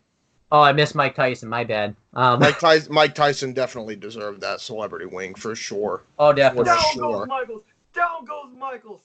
Yeah. So he was the turning point, really, of the Monday Night War. Really. 15. Great Hall of 14. Fame. Great Hall of Fame class that 14. year. Great Hall of Fame class that year, though. That was awesome. I agree. Which, by the way, speaking of Hall of Fame, before we get to the 10-man tag, anybody want to answer why Tori Wilson is in the Hall of Fame? I still don't understand. We'll talk about that in the rundown Saturday. All right. Yeah, because I feel like that could go on for a while, especially because I feel like there's not going to be just the three of us this Saturday. So before the Team Johnny versus Team Teddy match, Owen, you had Heath get laid out by Flo Rida. I was just about to say that. I do got to ask a question too. Heath Slater did nothing wrong either. It was just Flo Rida being a dick. Like, what'd you expect? It's Flo Rida. Was I the only one that was laughing though that Heath Slater kept calling him Florida too? Florida. Oh, by the way, we almost forgot to mention this. Mark Calaway, aka The Undertaker, he's now doing his own thing. Oh yeah. Yeah. See, well, I think he's still with WWE, but he's not under contract per se. Technically, yes. Yeah, so that's the only thing. Everybody read way too much into that, by the way, saying he was going to go to AEW, and I'm like, no way. All right, back the fuck up here. But he is going to be at StarCast again, which takes place on the same day as Double or Nothing. Yeah, which is not bad. I guarantee he'll probably make like some sort of like front row appearance or something.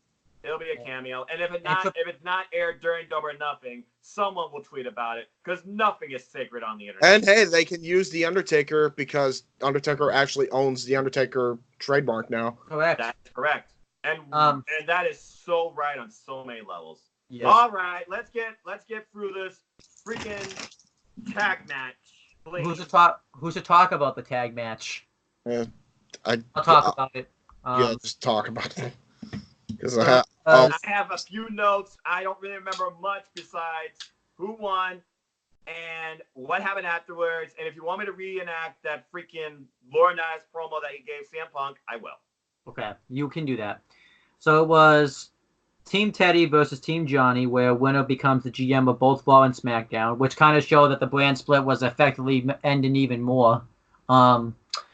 Representing Team Johnny was Team Captain David Otunga, Dolph Ziggler, Drew McIntyre, Jack Swagger, Mark Henry, and The Miz, and they were accompanied by Brie Bella, John Laurinaitis, and Vicky Guerrero. Representing Team Teddy was team captain Santino Marella, Booker T, Kofi Kingston, The Great Khali, R-Truth, and Zack Ryder, and they were accompanied by Oksana, Eve Torres, so you knew where that was going, Hornswoggle, Nikki Bella, and Theodore Wan. All right, so I'll just say this. I think the reason I hate this match more is because half of these guys could have been doing so many better things at this year's that year's WrestleMania. To be honest, really, like, you could have done the Big Show spot with anybody thinking about it. It really should have been Cody and Booker at this year's Mania. Yeah. Well, I'm just saying, like, Mark Henry deserved a better match because of his push. The Miz deserved a better match because of his main event status, but he was being punished at this time, so he wasn't getting that. Nope. Dolph Ziggler deserved a better match because he was just in the WWE title picture. Mm-hmm. And Zack Ryder deserved a better match, but he wasn't getting it, so we'll get into that. I don't even think I really need to break down this feud. Both of them wanted to be the GMs of the other brand. So, yeah, it was just... You could, there were some people you could have taken them out of this match. You could have had Booker T versus Cody Rhodes, had Big Show fight somebody else, really, for the IC title. We'll put Big Show in this match. Or, that too. Because, like, they would turn heel and probably screw the team he's on, but nah. At least he'll have his moment. What really hurts this match is, even though, like, it was going to be predictable anyways, Team Teddy had no chance in this match. They had nobody but Booker T as, like, stall power in this match. Bad, but true. I mean, Kofi Kingston, but you know, he was nowhere near the levels as he is now. So, yeah, I mean, the biggest phrase from this match was like, what? Hornswoggle gets caught, but then gets tossed to the floor. SmackDown team goes over the top rope in unison, wipes out all of Raw, and then we get a pointless, poorly illustrated look-alike brawl between Oksana, Vicky, and the Bellas. Yeah, and I do gotta ask a question. What was The Miz doing on Team Johnny? He was supposed to be on Team Teddy. Continue. Anyone get that joke? Team Teddy, John. Yeah, I know that. Anyway, and then Santino, team captain, he does his typical, you stood on my gun. He does the split with the arm drag, which I always found funny. He did his salute headbutt. Santino, priceless character. Love the guy.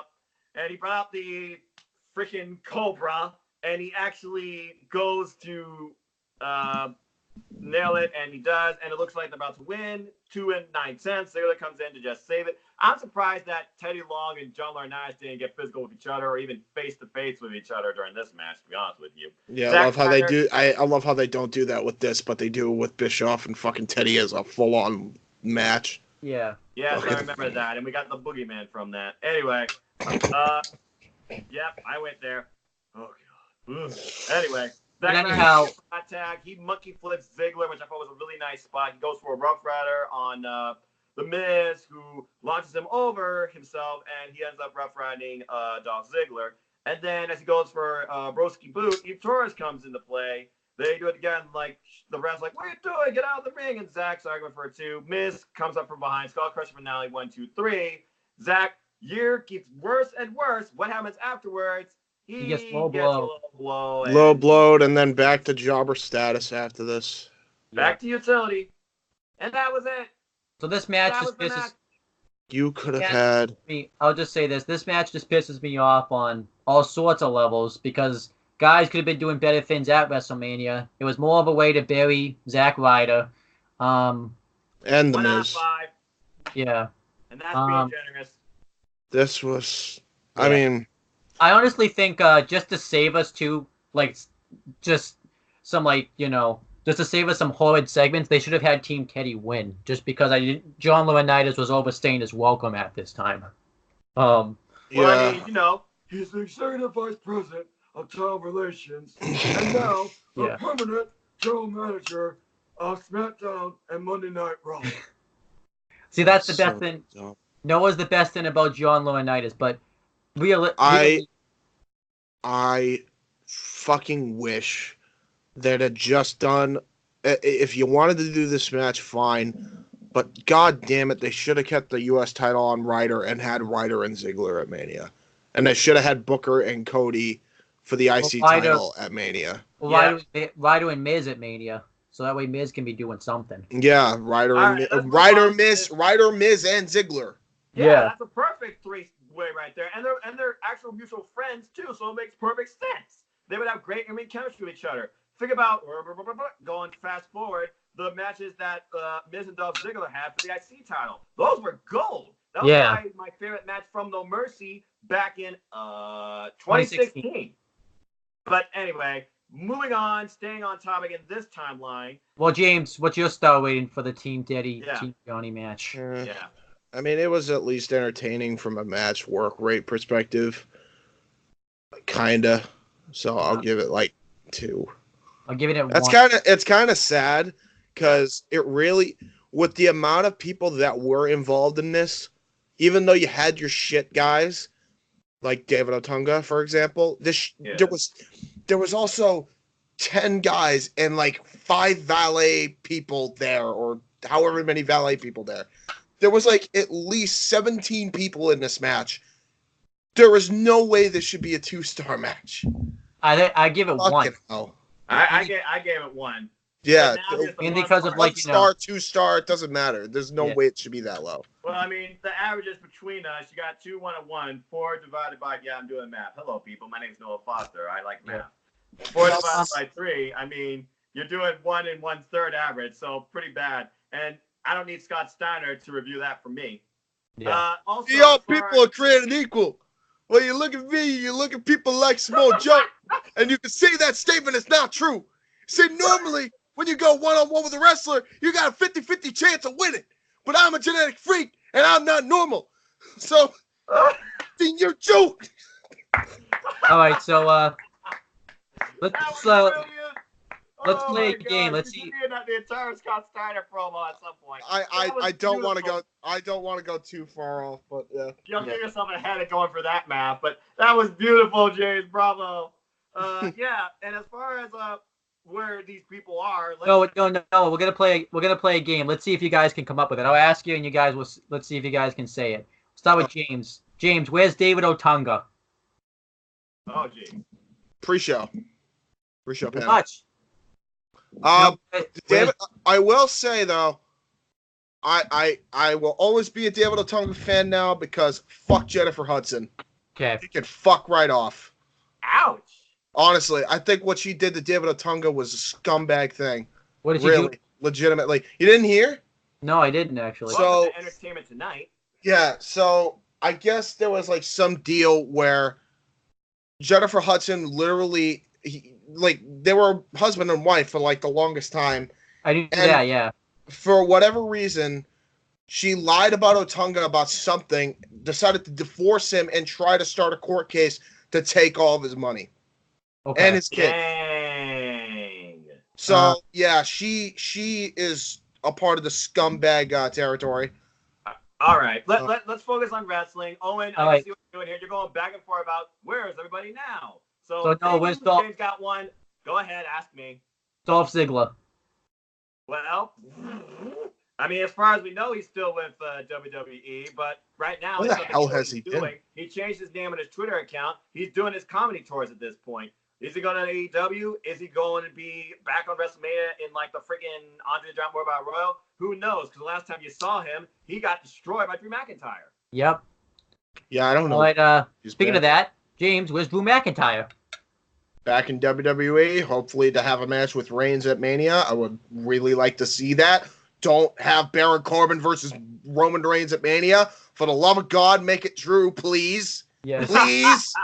All right, Noah, where's Jack Swagger? Well, he recently worked in Lucha Underground and became their Lucha Underground champion at the end of season 4. And last I heard, he fought in MMA and had a better result than CM Punk. He won his first match. Yes. Now, I don't know what's next for the guy. He's also using his real name, but he's doing very well on the independent scene. He also faced Nick Aldis for the 10 pounds of gold at the last WrestleCade event. I gotta watch that. Actually, I'm very intrigued about that. Have you seen how good Jack Swagger looks, man? He's ripped to the gills, dude. Incredible. Holy crap! Talk about a transformation for the guy, and he's gotten way better in the ring. Yeah. Way Yes, better. yes, he has. He's gotten so much better since he went through Lucha. And I do want to say this too. If AEW picked him up and called him Jake Hager, I would not mind because that sounds like a star to me. Yeah. Jake He Hager is a looks star. like $1 million. Period. He actually looks like $1 million. And I wouldn't have said that about him like years ago. Like he Wow, looks the real- amazing now. The real American. Yeah. Anyway, Owen, continue. Ding, I got mine. I think James is next. Yep. Where's Mark Henry, James? Mark Henry is, last I heard, was doing Busted Open Radio, still is, I think, and also kind of like an ambassador for WWE, and specifically recently, the Cruiserweights. Hashtag 205 Live Matters. Thank you. Um, Go I- watch it. NoDQ.com. Aaron Rift. You haven't watched 205 Live Matters, what the fuck you doing? I was You've on been it. sleeping. I You've was been on it. sleeping. Hey, James, you might get a Cindy rant on the show this week if Cedric beats Oney Lorcan. So, Oh, wow. Wait. I thought you were like, I might get a Cindy rant. I'm like, and I got concerned. Like, I don't want her angry at me. no, but if Cedric, and you're gonna be on that week, so I like- like Orny Lorcan though. I like Orny Lorcan. no, if Cedric beats Oney Lorcan, she's gonna win. Oh, yeah. I agree. Then I agree. I Oh. love Orny Lorcan. I want him to win. All right, Noah, where's the Miz? The Miz is still under WWE, still doing incredibly well, has his own reality series, Miz and Mrs. on the USA Network, and I'll be seeing him live this Sunday at WWE Fastlane representing ODQ when he and Shane take on the Usos in Miz's hometown, Cleveland, Ohio, for the SmackDown Live Tag Team Championships. I like And it. congrats to his wife Maurice and them on having another baby. Yeah. All right, James. Oh, crap. Where's Brie Bella? Brie Bella is, I don't know where the hell she. The last time we saw her, she botched a suicide dive, probably worse than Shelly. Actually, no, nobody can botch a. I was about to say worse than Shelly Martinez, but then I forget that, like, Shelly literally tumbled over the apron. Yeah, let's not. Yeah, she botched it, but it wasn't that bad. But yeah, last time you saw Brie Bella, she botched a suicide dive. Gave Liv Morgan a concussion. She got hell for it, rightfully so. But otherwise, she's a nice person, and she's doing her own thing. She's the better Bella of the two. Yes. Oh, by the that way, makes the Bella Twins right now, last I heard, they're with Mark Summers on Nickelodeon's revival of Double Dare. Okay. All right, Noah, where's John Laurinaitis? Now you get to. His name is Mr. John Laurinaitis. And I believe he's married still to the Bella's mother. He's probably, I believe, living still with her because I don't watch reality TV. I don't watch E! I don't watch. Wait, is that legitimate? Is that actually legitimate? Yeah, You know it what? is. It's Hollywood. It's reality. It's the internet. That's why I was always asking. That's I why I don't was know. always asking. You haven't heard I I didn't nor know. tell the guy. There's nothing about him working with WWE and creative or any spot. Right now, I gotta imagine he's just relaxing at home. Yep. I don't As blame James him. say, just chilling. Hey, I don't blame him, man. I mean, Yeah. All right, James, where's Vicky Guerrero? Vicky Guerrero. Before I get to Vicky Guerrero, John Laurinaitis actually defended CM Punk backstage. I will say that. We didn't know that about the guy, but we actually found that out. So, you know what? Thank you, Bruce Pritchard, for sharing that information. Appreciate it. So he gets points in my book. Vicky Guerrero is, I don't even know what she's doing now. She ain't wrestling, that's for sure. She ain't a manager, that's for sure. I don't know. Okay. Last we saw of her, Stephanie, got thrown in the mud by her, and she's probably just chilling. Yeah, probably. She was, All right, also where's she was also in the first Women's Royal Rumble. Remember, don't forget that match. Oh, yeah. Yep. Why did I forget about that? Yeah, that too. All right. Noah's beating you right now, James, by the way. So, Oh, well. Noah, where's Booker T? Booker T, he's still under WWE. He's been pretty much doing kickoff show panels, but he's also still doing his own thing with his own wrestling promotion. And as far as I'm concerned, he's got to be under like a Legends contract because he's not a manager, he's no longer the GM, and he's not in in-ring action. He's retired, right? Basically. Yeah, I think his last match was actually in Reality Wrestling with Stevie Ray. That is correct. All right, James. Where's Kofi Kingston? Kofi Kingston is Kofi Kindstone. slated. Kofi Kingston. I forgot about that. Yeah. Do you know the story about that, Noah? Before I say where he's doing, What? you want to tell him, Owen? I believe our friend Chris one day on the Massasoit Wrestling Corner when it was the one before it was that show. Before it was the rundown. Yeah. Called just randomly one day decided to call him Kofi Kindstone because we were playing a game where we weren't going to get any of the wrestler names right. So he called him Kofi Kindstone. Well, that's one way. I would have called him. He should have called him Coffee Kindstone. Yeah, that would have been better, but that's not hilarious. But yeah, Kofi Kingston is currently slated, on paper at least right now. We'll see how the future holds. To be fighting Daniel Bryan for the WWE Championship at WrestleMania. The new Daniel Bryan. And the last thing they're actually doing is the New Day are in India on a PR tour. Yeah, there we go. Does that mean we get equal points for that? Because we're both technically right. Yes, but Noah's still beating you though. So well, I didn't keep track of points, but I think Noah's winning. So all right, Noah, where's the Great Khali?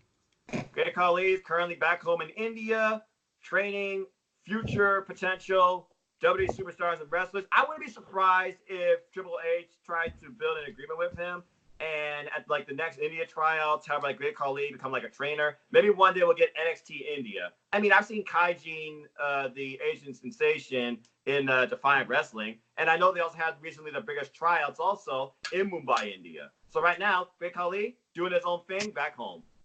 Just chilling. There's actually one thing you forgot about. So I can get. I'm doing this so I can get points. Khali was also in some feature films. I don't know what feature films, but I know he was in some. Okay. Recently? Yeah, it was recent. It was last year, I think. I think that's a quarter. I think that's like a quarter point right there because you didn't. Yeah, because I'm not a big movie buff. The last movie I remember seeing him in was Get Smart. Oh, there you go. I got a quarter point, so now I just need one more quarter point to win. Hopefully, I don't know. I don't know how this. All right, James. He probably doesn't even know where he is. R-Truth. Oh, R-Truth? Yeah. Wait, no. R-Truth, yeah. I know who he is. I'm saying R-Truth himself. Oh, he doesn't know. He doesn't know. Killings. But R-Truth recently lost the U.S. title to Mojo. Okay. Senior Joe! All right, Noah. He's got a title after yeah, I know it's not the rundown, but I gotta say it. Finally, he's got a title for 2+ years on the main roster. His first ever championship under the WWE main banner. Yeah. All right, Noah. Where is? I think he had the U.S. title before that. I'm sorry, what? He had the U.S. title before that. No, he never had. No, talk about Samoa Joe. Oh, yeah. Oh, Joe, yeah. I thought we were talking Truth. I was like... No. We already know Joe is a multi-time U.S. title champion. You mean Truth? Yeah, you mean Truth. Fuck it. We're all fucking confusing each other. Yeah, next. Now you're confusing me with names. But anyway, continue. All right, Noah. Where's Santino Marella? Santino Marella is currently working, last I heard, with Impact Wrestling with, I believe, an announcer that left, or Alicia Tout now, who I know is working more with Impact Wrestling, on the Twitch channel. They do a lot of recaps, reviews. I know Santino Marella, now under his real name.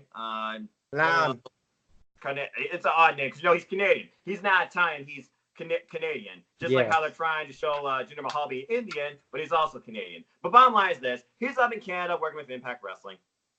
Okay. James, where's Zack Ryder? Currently tagging with Kurt Hawkins.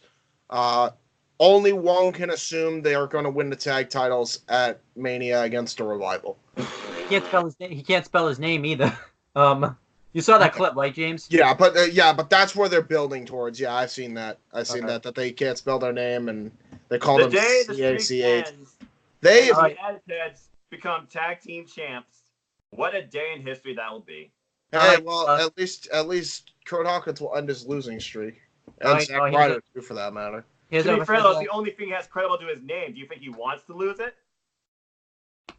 He's got to lose it eventually. He's got to lose it eventually. And honestly, I can't think of a better way than to do it against the Revival. The only problem is I wish they'd build the Revival better as a tag team.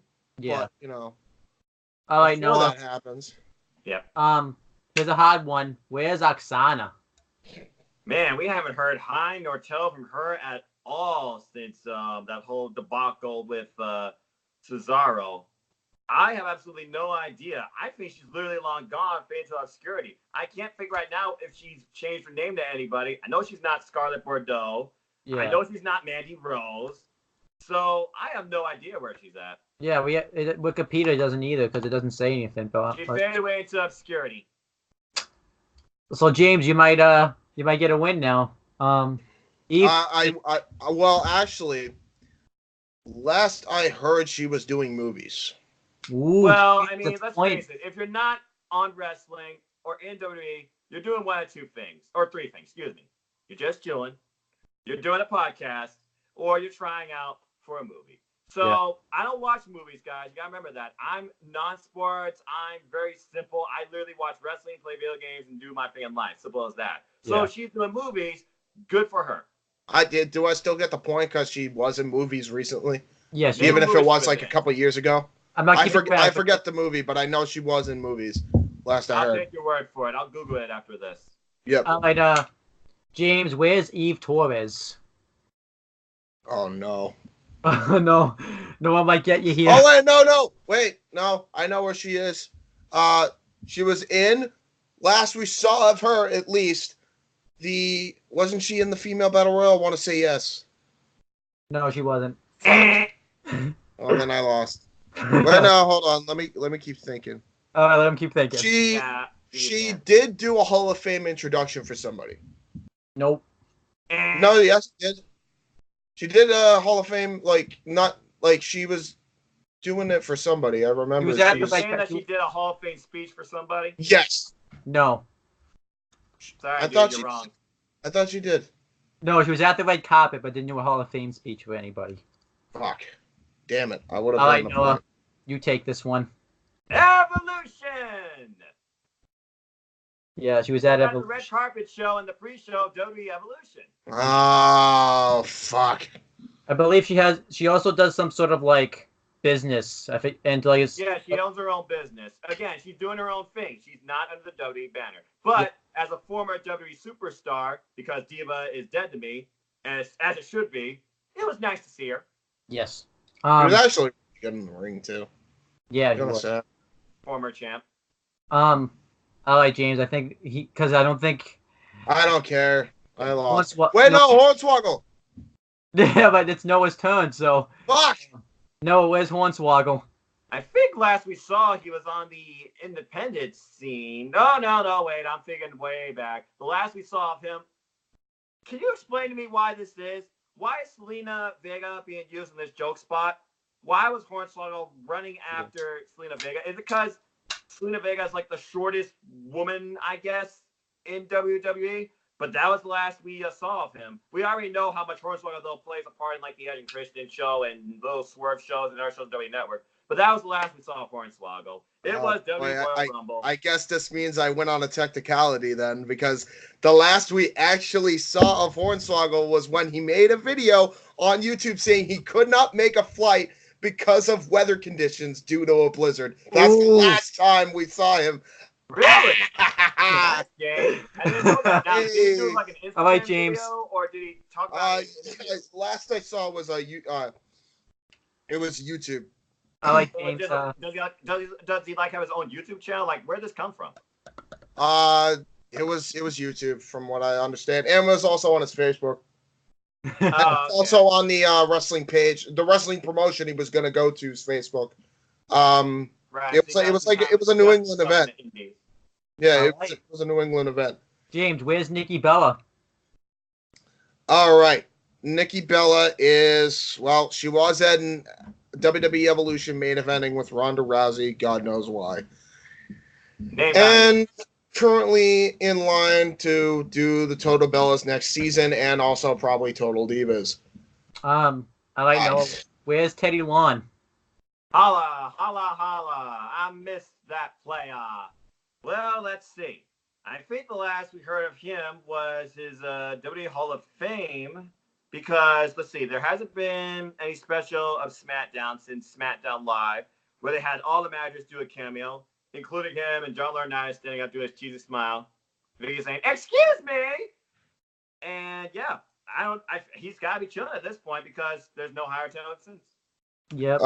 He currently helps with the Gurek Report podcast. That Gurek Report podcast. So he's still doing that. So he is chilling. He's just doing his own podcast. Basically. Why is that the go-to anymore? Why is that the go-to for anyone just chilling that's been in wrestling to do a podcast? Yeah. Because they like doing a podcast. So I don't know who won because Noah was kicking your ass in the beginning, but you came back at the end, James. I don't know who won that. I think you're just gonna have to go through, rewatch the video. Maybe people can tell us in the comments. I think I won. I think I won because of the technicality. Yeah, I think you did. Yeah, and then I also backed you up on a couple of your points too. So you know what? I'll look through the video myself, but whatever. It was fun. Oh, you can tell us. Fun. That was a lot of people to fucking go through on where they've been traced. What the hell? Well, again, right. there was like 12 people. No, strike that. No, there was 13 people in this match. Yeah. No, there was more than that. There was way more than that. I think it was like 17 because of the valets. Yeah. 18 if you count the ref. Well, I didn't know who the ref was, so we can't. And 20 if you count Jerry Lawler and Michael Cole. Yes. 22 if you count the Spanish commentators. Do you want to add that to 23 if you count Justin Roberts. What about the fans? So you're just gonna add everybody in the building. Why not? 78,383 plus 23. So where are the fans, James? Where do you think the fans are? They're ringside.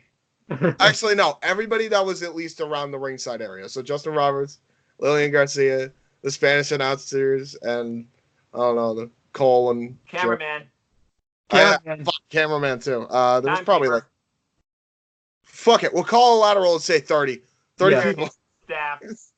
You want to keep going? We can go all night. No, that's good. Let's get into what happened next because you know what? I'll set you up. One of y'all can talk about this match because what happened. I will. I love this. No, James, you get the main event. He's getting all ready for his match because he has a championship match, and here comes Team Johnny off the victory. Woo! Yeah, told you. And then Johnny, he's just smiling. He's like, "What's wrong? You should be happy. Everyone else is." Now, I know you're going into this with a lot of emotion, but I do not want to see a brawl. I want to see a wrestling match. Which is why, if you get disqualified, you will lose the WWE Championship to Chris Jericho. Have a great match. All right, Noah, why don't you talk? You could talk about the match, too. It's a WWE Championship match, and if CM Punk gets disqualified, he loses the WWE Championship. Well, I don't have much to say about this match, like I said, because, again, this match was all conveyed about proving, A, who is the best in the world, because CM Punk calls himself the best in the world, while Chris Jericho calls himself the best in the world at what he does.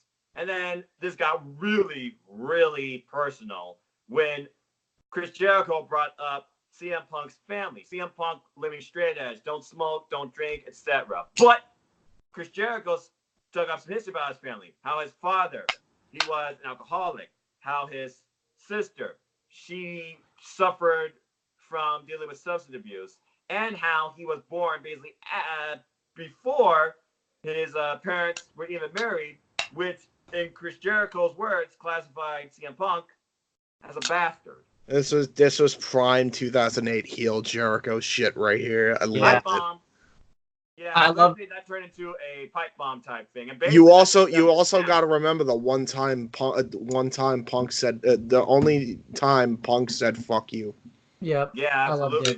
This drove Punk to a whole. You are full level. Of shit. Yeah. And then he's like, "While you are dancing with the stars, I'm here swimming with sharks."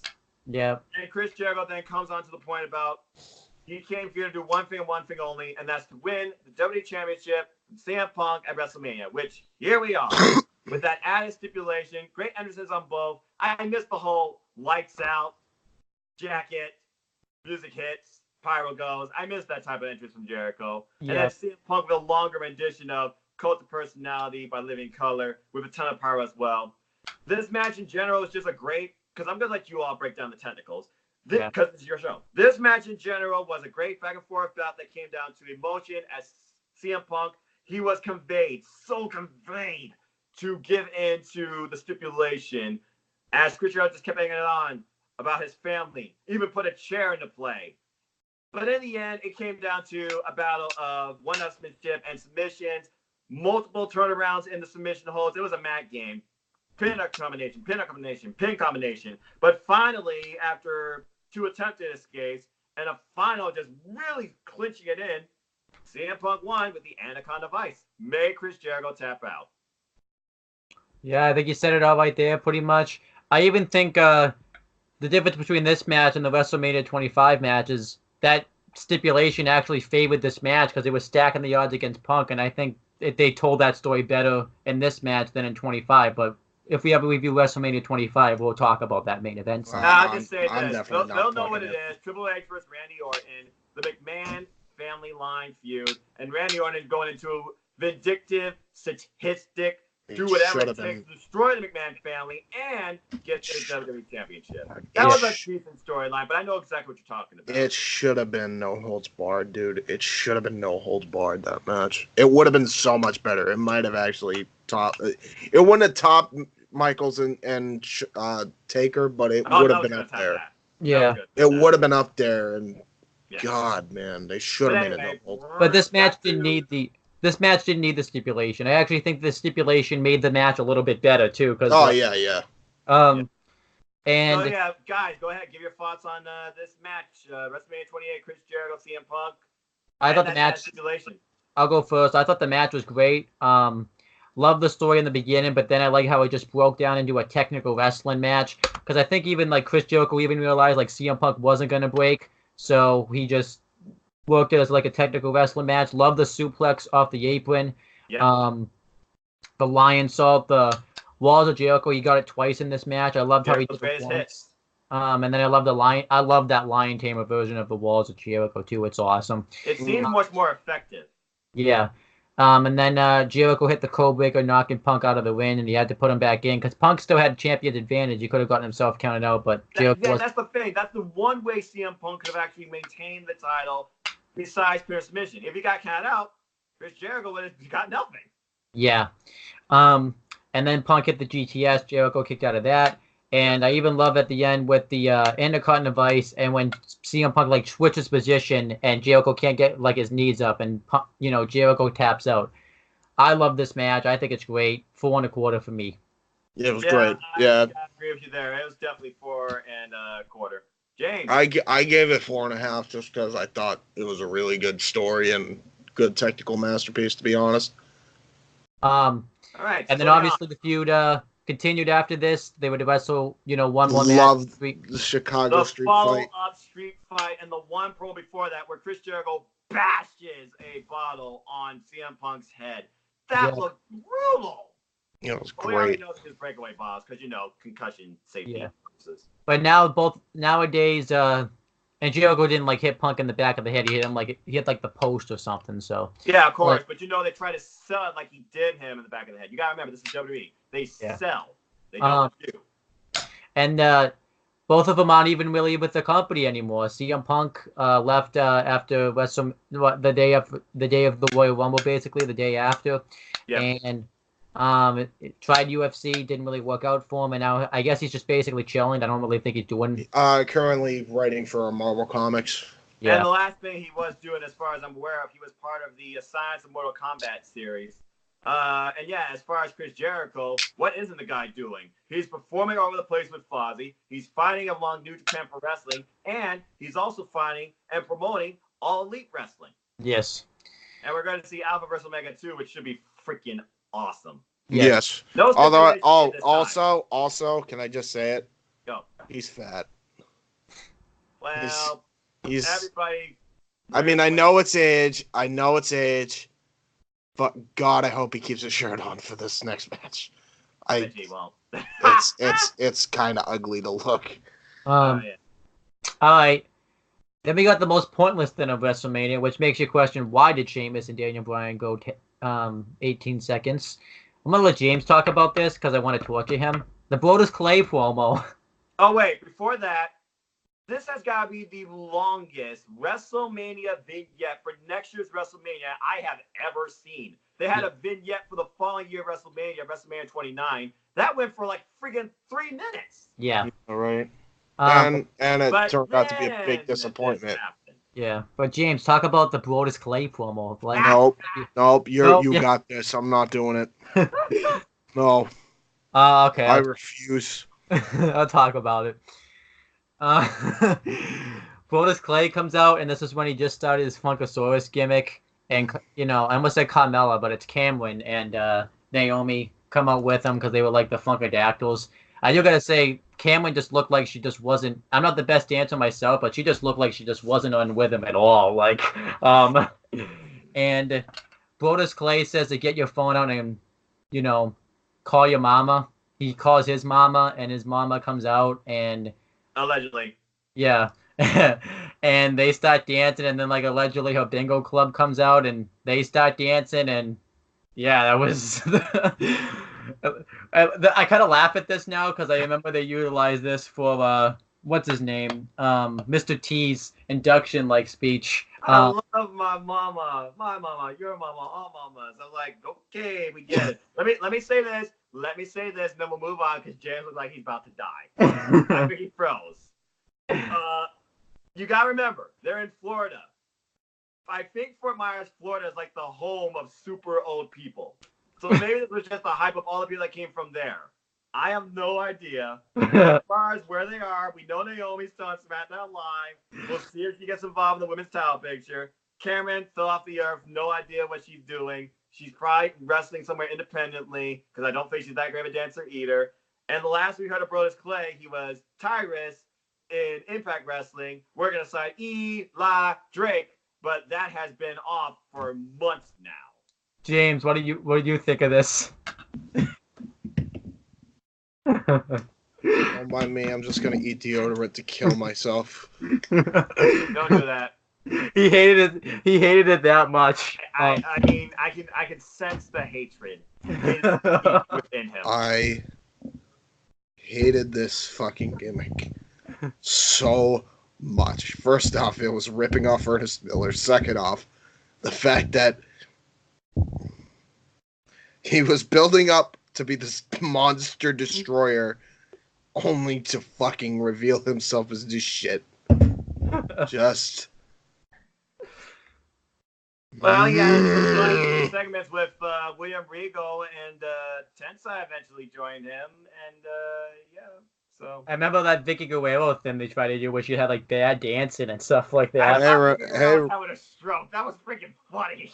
The highlight of Brodus Clay's career was his match with Neville, and then he got released following that. Yeah. Okay, let's get to the main event, because who cares about the musical performances? Rock vs. Cena, and at the time, once in a lifetime. Let's let James break down the feud and the match. So the feud was on and off, built up over a year. Looked like it was going to be for the championship, but then Punk won the title because he got pretty much white hot. So, it was just a one-on-one Cena versus Rock match, and this crowd was electric for everything. The feud itself is pretty self-explanatory. Cena didn't like the fact that Rock was a part-timer and he was just showing up now after being gone for years. And The Rock finally coming back, is basically saying, hey, nobody really liked you in the first place, which for most of that fucking demographic was true, by the way. Yep. And it was a once-in-a-lifetime encounter. If you ever seen Hogan versus Rock, it was basically that, but it went way too fucking long. I agree with that, yeah.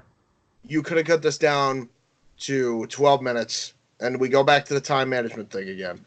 You could have cut this down to 12 minutes. You would have made the show fine. This, especially after Rock put the sharpshooter on, it felt like it was just dragging on. Yeah. The crowd was the big portion of this match and why it felt so good, even with the length of this match. like from bell to bell, the crowd was electric because it was Rock versus Cena, and everybody wanted to see this. It was that big of a deal. It was also in Miami too, so the walks. And everyone was cheering, Rocky Cena, Rocky Cena, Rocky. Like this crowd was fucking rabid. Let's go Cena. Cena sucks. And during one point of the match, you had the chant of Fruity Pebbles Tooth Fairy, which I thought was pretty funny as well. Yeah, that was hilarious. It was just it was a basic match. I mean, rock bottom after rock bottom, AA after AA, just finisher kick out after finisher kick out. This is before they were doing this like as a habit. Yeah. And it was your typical big star versus big star match, and the atmosphere was electric all the way through. And Rock won, which I think is actually the right decision looking back on it now, because like he wasn't going to lose in his hometown. And how many times does Cena go over everybody? That's true. So yeah, and it built Rock up to face Punk at Rumble too. Yeah, correct. Which the only thing that thins this down for me, it's 4 stars for me. It would have been 4.25 had it not been for the length of time. And of course, I know this is like future, we didn't know about it now, but why do it twice? Yeah. Should have done a triple threat match with Punk going in as champion. And if not that, if you were going to do that match, it shouldn't have been main event of 29. You should have done Taker and Punk for the title. Yeah. Yeah. Well, then the problem is. Go ahead, Owen. So yeah, I even like how in the beginning of this match they were telling the story like how Cena was out wrestling the Rock because Cena was doing this full time, Rock was part time, so that even kind of told a story in and of itself. Yeah. Well, I even love, and obviously James, you got to talk about the finish because that's the most important part of the match when Cena goes for the people's elbow. Yeah, Cena goes for the people's elbow when it looks like he's going to go for the 5-knuckle shuffle, and he literally just lazily goes to the people's elbow, and as soon as he goes off the rope, rock bottom! And that was literally it. And that was the second rock bottom of the match. And yeah, that was it. Rock bottom out of nowhere, 1, 2, 3, but Rock won. It was a very nice back and forth bout, like y'all said. You had everyone's greatest hits. Cena's moves of doom, and The Rock electrifying the crowd with those like super lightning fast right hands, and then like the one where he's like tries to go for the right hand, John Cena just punches him out and drops him in AA. There was also one key point. Hold on. Owen just called me. What's up? He froze. Yo, what's up? Oh, never mind. It's fine. My computer froze out of nowhere, so that's why this happened. Yeah, I noticed that. You're frozen. Yeah. You might want to get out of the call and then come back in. Well, I'm still here. Like. Yeah. Okay, so I guess yeah. But I don't think you have a frozen picture. That's the problem. All right. Well, I don't even see me. So hold on. Wait. Let me try something. Okay. Nothing. Okay. He's gonna get call, I think. Oh, there you go. All right, there we go. Then maybe we can. No, but I can't see myself on my end though. Okay, there we go. So right now. Well, I can see you fine, Owen. That's fine. And I can see you fine too, and you're moving, so you seem fine to me. Continue your point, then I'll give my perspective. But like I said, yeah, that was just weird. Yeah, I'm still not sure. People's elbow. And then, Rock caught him into the rock bottom, and they would tell him that story. Like, Cena had the Rock beat, but he just made that one countless mistake. And obviously that tied into next year's, which I think it pisses me off, because I think a lot of people say that they didn't plan. I feel like they had a plan all along to do another match, because they wouldn't have done this finish if they weren't going to do another match, because it just very odd. Oh, without a doubt. This was to reignite Cena and see what people think about Cena's downturn, because after that WrestleMania 28 match, he had a horrible year. No, he did. I disagree, because he was still the main event. He beat when he shouldn't have been. Yeah, he beat Brock Lesnar. He got John Laurinaitis out of power. And then he was main eventing every pay-per-view until Punk turned heel. Yeah. He was maining every fucking pay-per-view. And the only times really Punk ever main evented when he wasn't heel is when Cena was fucking involved. Yeah. So It I don't was think so dumb. It was dumb. It was just a fucking power play by WWE because they wanted to tell the story in the next year. They had it planned all along, and they undercut their entire roster in the process. It yeah. was so fucking stupid. So I don't think Yeah, Cena fair had as point. bad. Cena didn't have as bad of a year as they say. He was main event in all the shows. Yeah, he got a divorce, but I have a feeling that was going to happen anyways, even without him. Yeah, boo hoo, cry me a river. Yeah, like the WWE tried to use this match to blame Cena losing, having a divorce. That's just utter bull crap, and Cena Yeah, did not have that I don't bad. believe that stick. But I mean, the loss is the 10 side, the chance to take Lord Nash out of power first, and he gets knocked out by Big Show. He can't get the better of the guy. And then you're right. At No Way Out, which is a weird time for that show, they did finally get Johnny out of power in that steel cage match. And then John Cena went on to the other pay-per-views, like you said. And eventually he went on next year to the World Rumble to win it. Yeah. Yeah. But Cena didn't. I don't know. Cena didn't have that bad of a year in 2012. He was main event in all the shows. Even when he lost a 10 side, he just got the win back anyway. So when he said like he had a downward spiral, that's Michael Cole. Shit. Yeah, Michael Cole has made the living Joe, pour barbecue sauce, that type of nonsense. Yeah. So yeah, he didn't have that bad of a year. So this was just what the fuck. But There's anyway, no point in this either, and there was no point in this. Like he got a title match. He got like fucking 3 title matches. Yeah. He won Money in the Bank. Yeah. Like, there was stuff he did that he was like record setting, and he did not have that bad of a year. Yeah. Yeah, I agree. Yeah, I thought this match went a little long too, in my opinion. It started off with, like you said, the Hogan Rock type feel where both men are staring out of the crowd and staring at each other. We get a filling out process. Both men get the better of each other. Started with Cena, then it was The Rock. Every time Cena got one up, there was like a heavy boo at one point. The moment Rock got electric and started just whirling Cena with right hand, Cena, he ducked and dodged out of the ring. Super massive boos. At one point, we just get John Cena constantly working over The Rock, his midsection rib area, dropping on the barricade, dropping on the announce table, shoulder tackles in the corner, bear hug. Eventually, Rock, he gets a DDT. There's other spots in there, like a Samoan drop, more right hands. At one point, he just punching with those right hands. He does he tries to hit him, and John Cena gets him in AA.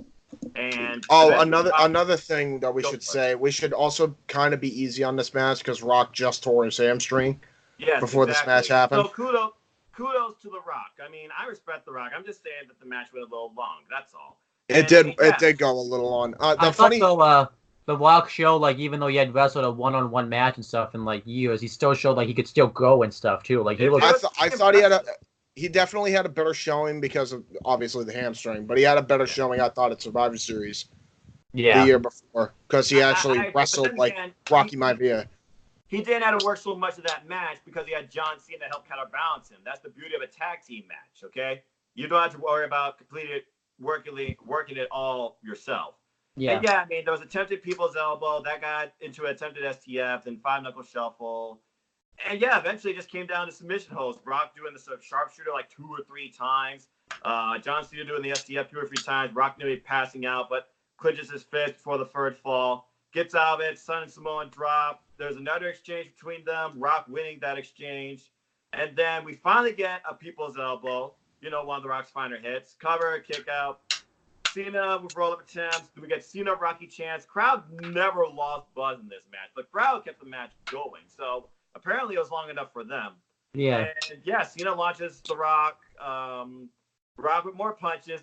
The Rock is literally just punches, sharpshooter, spine buster, people's elbow, rock bottom, Samoan drop. That's Cena with shoulder tackle, protoplex, AA, 5-knuckle shuffle, 5-knuckle shuffle, AA. Yeah, we get the big highlight with Rock going for a crossbody. Then John Cena does his typical roll through into another AA with the most aggressive face you've ever seen on him. And he's like, that's it. They got him. No, 2 7/8. And John Cena apparently said, oh, man. And then then the finish happened. Yeah, the finish happened with the possible 5-knuckle shuffle. He instead let Rock in his head. He wanted to go for a very lazy looking people's elbow. And Rock popped up with a rock bottom and pinned him 1, 2, 3. I also like the STF when like you thought the Rock was gonna get passed out, but he didn't end up passing out. So I like that spot as well. I feel like that was more Rock selling, okay? Yeah. Because remember, The Rock is a movie star. Yes. That move probably is extremely cruciating, but again, The Rock, former wrestler, he knows how to handle. Not when John Cena does that move. I will say, and the move definitely looks like shit, but I wonder if it's different when it actually is applied. Because remember how big Cena's arms are? Yes. Like, I'd imagine, like I just imagine when he's putting it on, you just crushed by his forearm. Yeah. Oh, without doubt. Full stop. But this match. This match for me, I felt it went out a little long, but it was a great return for The Rock in his hometown. Cena, he got his dream match. Everybody was happy. Everybody was reactive. 4 out of 5 for me as well. Yes. And, The Rock had his last match at WrestleMania 29. Well, actually, no, it was WrestleMania 32, actually. I was about to say, did you forget about the 5-second match with Eric Rowan? Yeah. I really wish, The Rock's, Hollywood would just get off his case and let him have, one final match in WWE, but I guess that's just never going to happen, so... Actually, he might. Believe it or not, it looks like they're building to a Batista versus Rock match for next WrestleMania. I don't know. Did you see Batista's? Yeah. Batista's. Wow. Batista's. He apparently. Well, I mean, he does like to tweet a lot, but no, I was about to say, Batista did a Batista, and was calling out The Rock for being a better Hollywood actor. So they very well could be building to a match there. I hope so. Yeah. Well, I so mean, that'd be a great, because that'd be well, it probably wouldn't be a great match, but that would be a great feud. Well, Elias keeps calling up The Rock for being a better performer than him. So I mean, hey, if anything's gonna happen, you'll get a moment with Elias and The Rock at a concert. Oh, please do a concert off. Yeah. Yes. Please. Yes. Rock concert versus Elias concert, please. And now John Cena. I freaking love Elias' concerts. Yeah, John Cena. John Cena is doing. He's in the same spot The Rock was here. Yeah. And here's the thing. He even says. Years later, on Talking Smack, when this was brought up about when The Rock's a part-timer, now he's a part-timer, he admits and says, I see now that was probably the stupidest thing I ever said in my life. Because John Cena's literally now The Rock. Yeah. Well, I feel like he's saying this now because because he realizes he's a hypocrite, so... Exactly! Your words end up to bite you. Wait, are you saying John Cena wasn't a hypocrite until this moment? No. I didn't say that. I'm just saying now it's official if you already didn't see it. Yeah. So all right, let's do 28. That was WrestleMania 28. 3.5 out of 5 for me. Well, what's the letter grade? Because we do letter grades here. Oh, okay. Well, that's even easier. B minus. I agree, Noah. B minus. Yeah, B minus. Because I was going to say a B, I thought, but I can't give 2 matches. I gave a 1-star rating to and stuff. Exactly. Yeah. So it's a B minus. The first half of basically the only thing you really need to see is the 3 main matches. Just honestly, skip to the end of an era match and watch the rest of the show, and it's an A show. Yeah. It's an A minus show. I'm about to say, you realize there's Brodus Clay in that in Team Johnny versus Team Teddy. B plus show. That's better. All right. Well, Noah, you have the next pick. You want to announce what your pick is? It started so small, and now they're all grown up. WrestleMania 23. Oh no, James, you don't like this? No, we gotta review Trumpomania versus Vinceomania. Yes, James, you don't have to come on that week. You don't have to. I mean, I'll review Shawn Michaels versus John Cena and the Money in the Bank ladder match and Chris Benoit. I mean, I get it. Yeah, no, there are 4 good matches on there at least. I get it. I'll come on for it. Well, no, it's one more match better than this card, and truth be told, the Battle of the Billionaires was actually pretty darn fun. Yeah. So Noah, you get to pick because James, we did it with James' schedule. We accommodated with his. When's the next time you can be on? Because you got to come on since it's your pick. Well, I'm usually free completely Fridays after 4:30 p.m. or literally like this time, anytime during the week actually. So I mean, What time is it in your area? Weekends, what? He What has time the is it same. in your area right now? He has the same. I think he's got the same as us. Oh, okay. You want to just aim for what comes on? I mean, you know what? There's no wrestling on Thursday. Let's just do it again here on Thursday if we can next week. Thursday. All right, let's do it. 8:30 p.m. Yeah, that's fine. I'm Right. free. I got spring break that day, so. Yeah. Oh no, wait. Good on. Yeah, we can do it. I was just about to say me and James can't do it because we're probably gonna be an NXT party next week, but we can do it because. Yeah, because that's not till way later. Yeah. Way later. 1 a.m. Eastern Standard Time. Have fun, gentlemen. Yeah. Well, You get to review freaking Walter and Pete Dunne versus the Coffees. I'm jealous. Oh Oh my God. You lucky son of my gun. Oh, let's do the plugs. Noah, where can people find you? Don't give your address away. Don't say where. No, you crazy? I am inconspicuous. But also, I believe in people power. People, if you want to find me, oh wait, that's not my voice.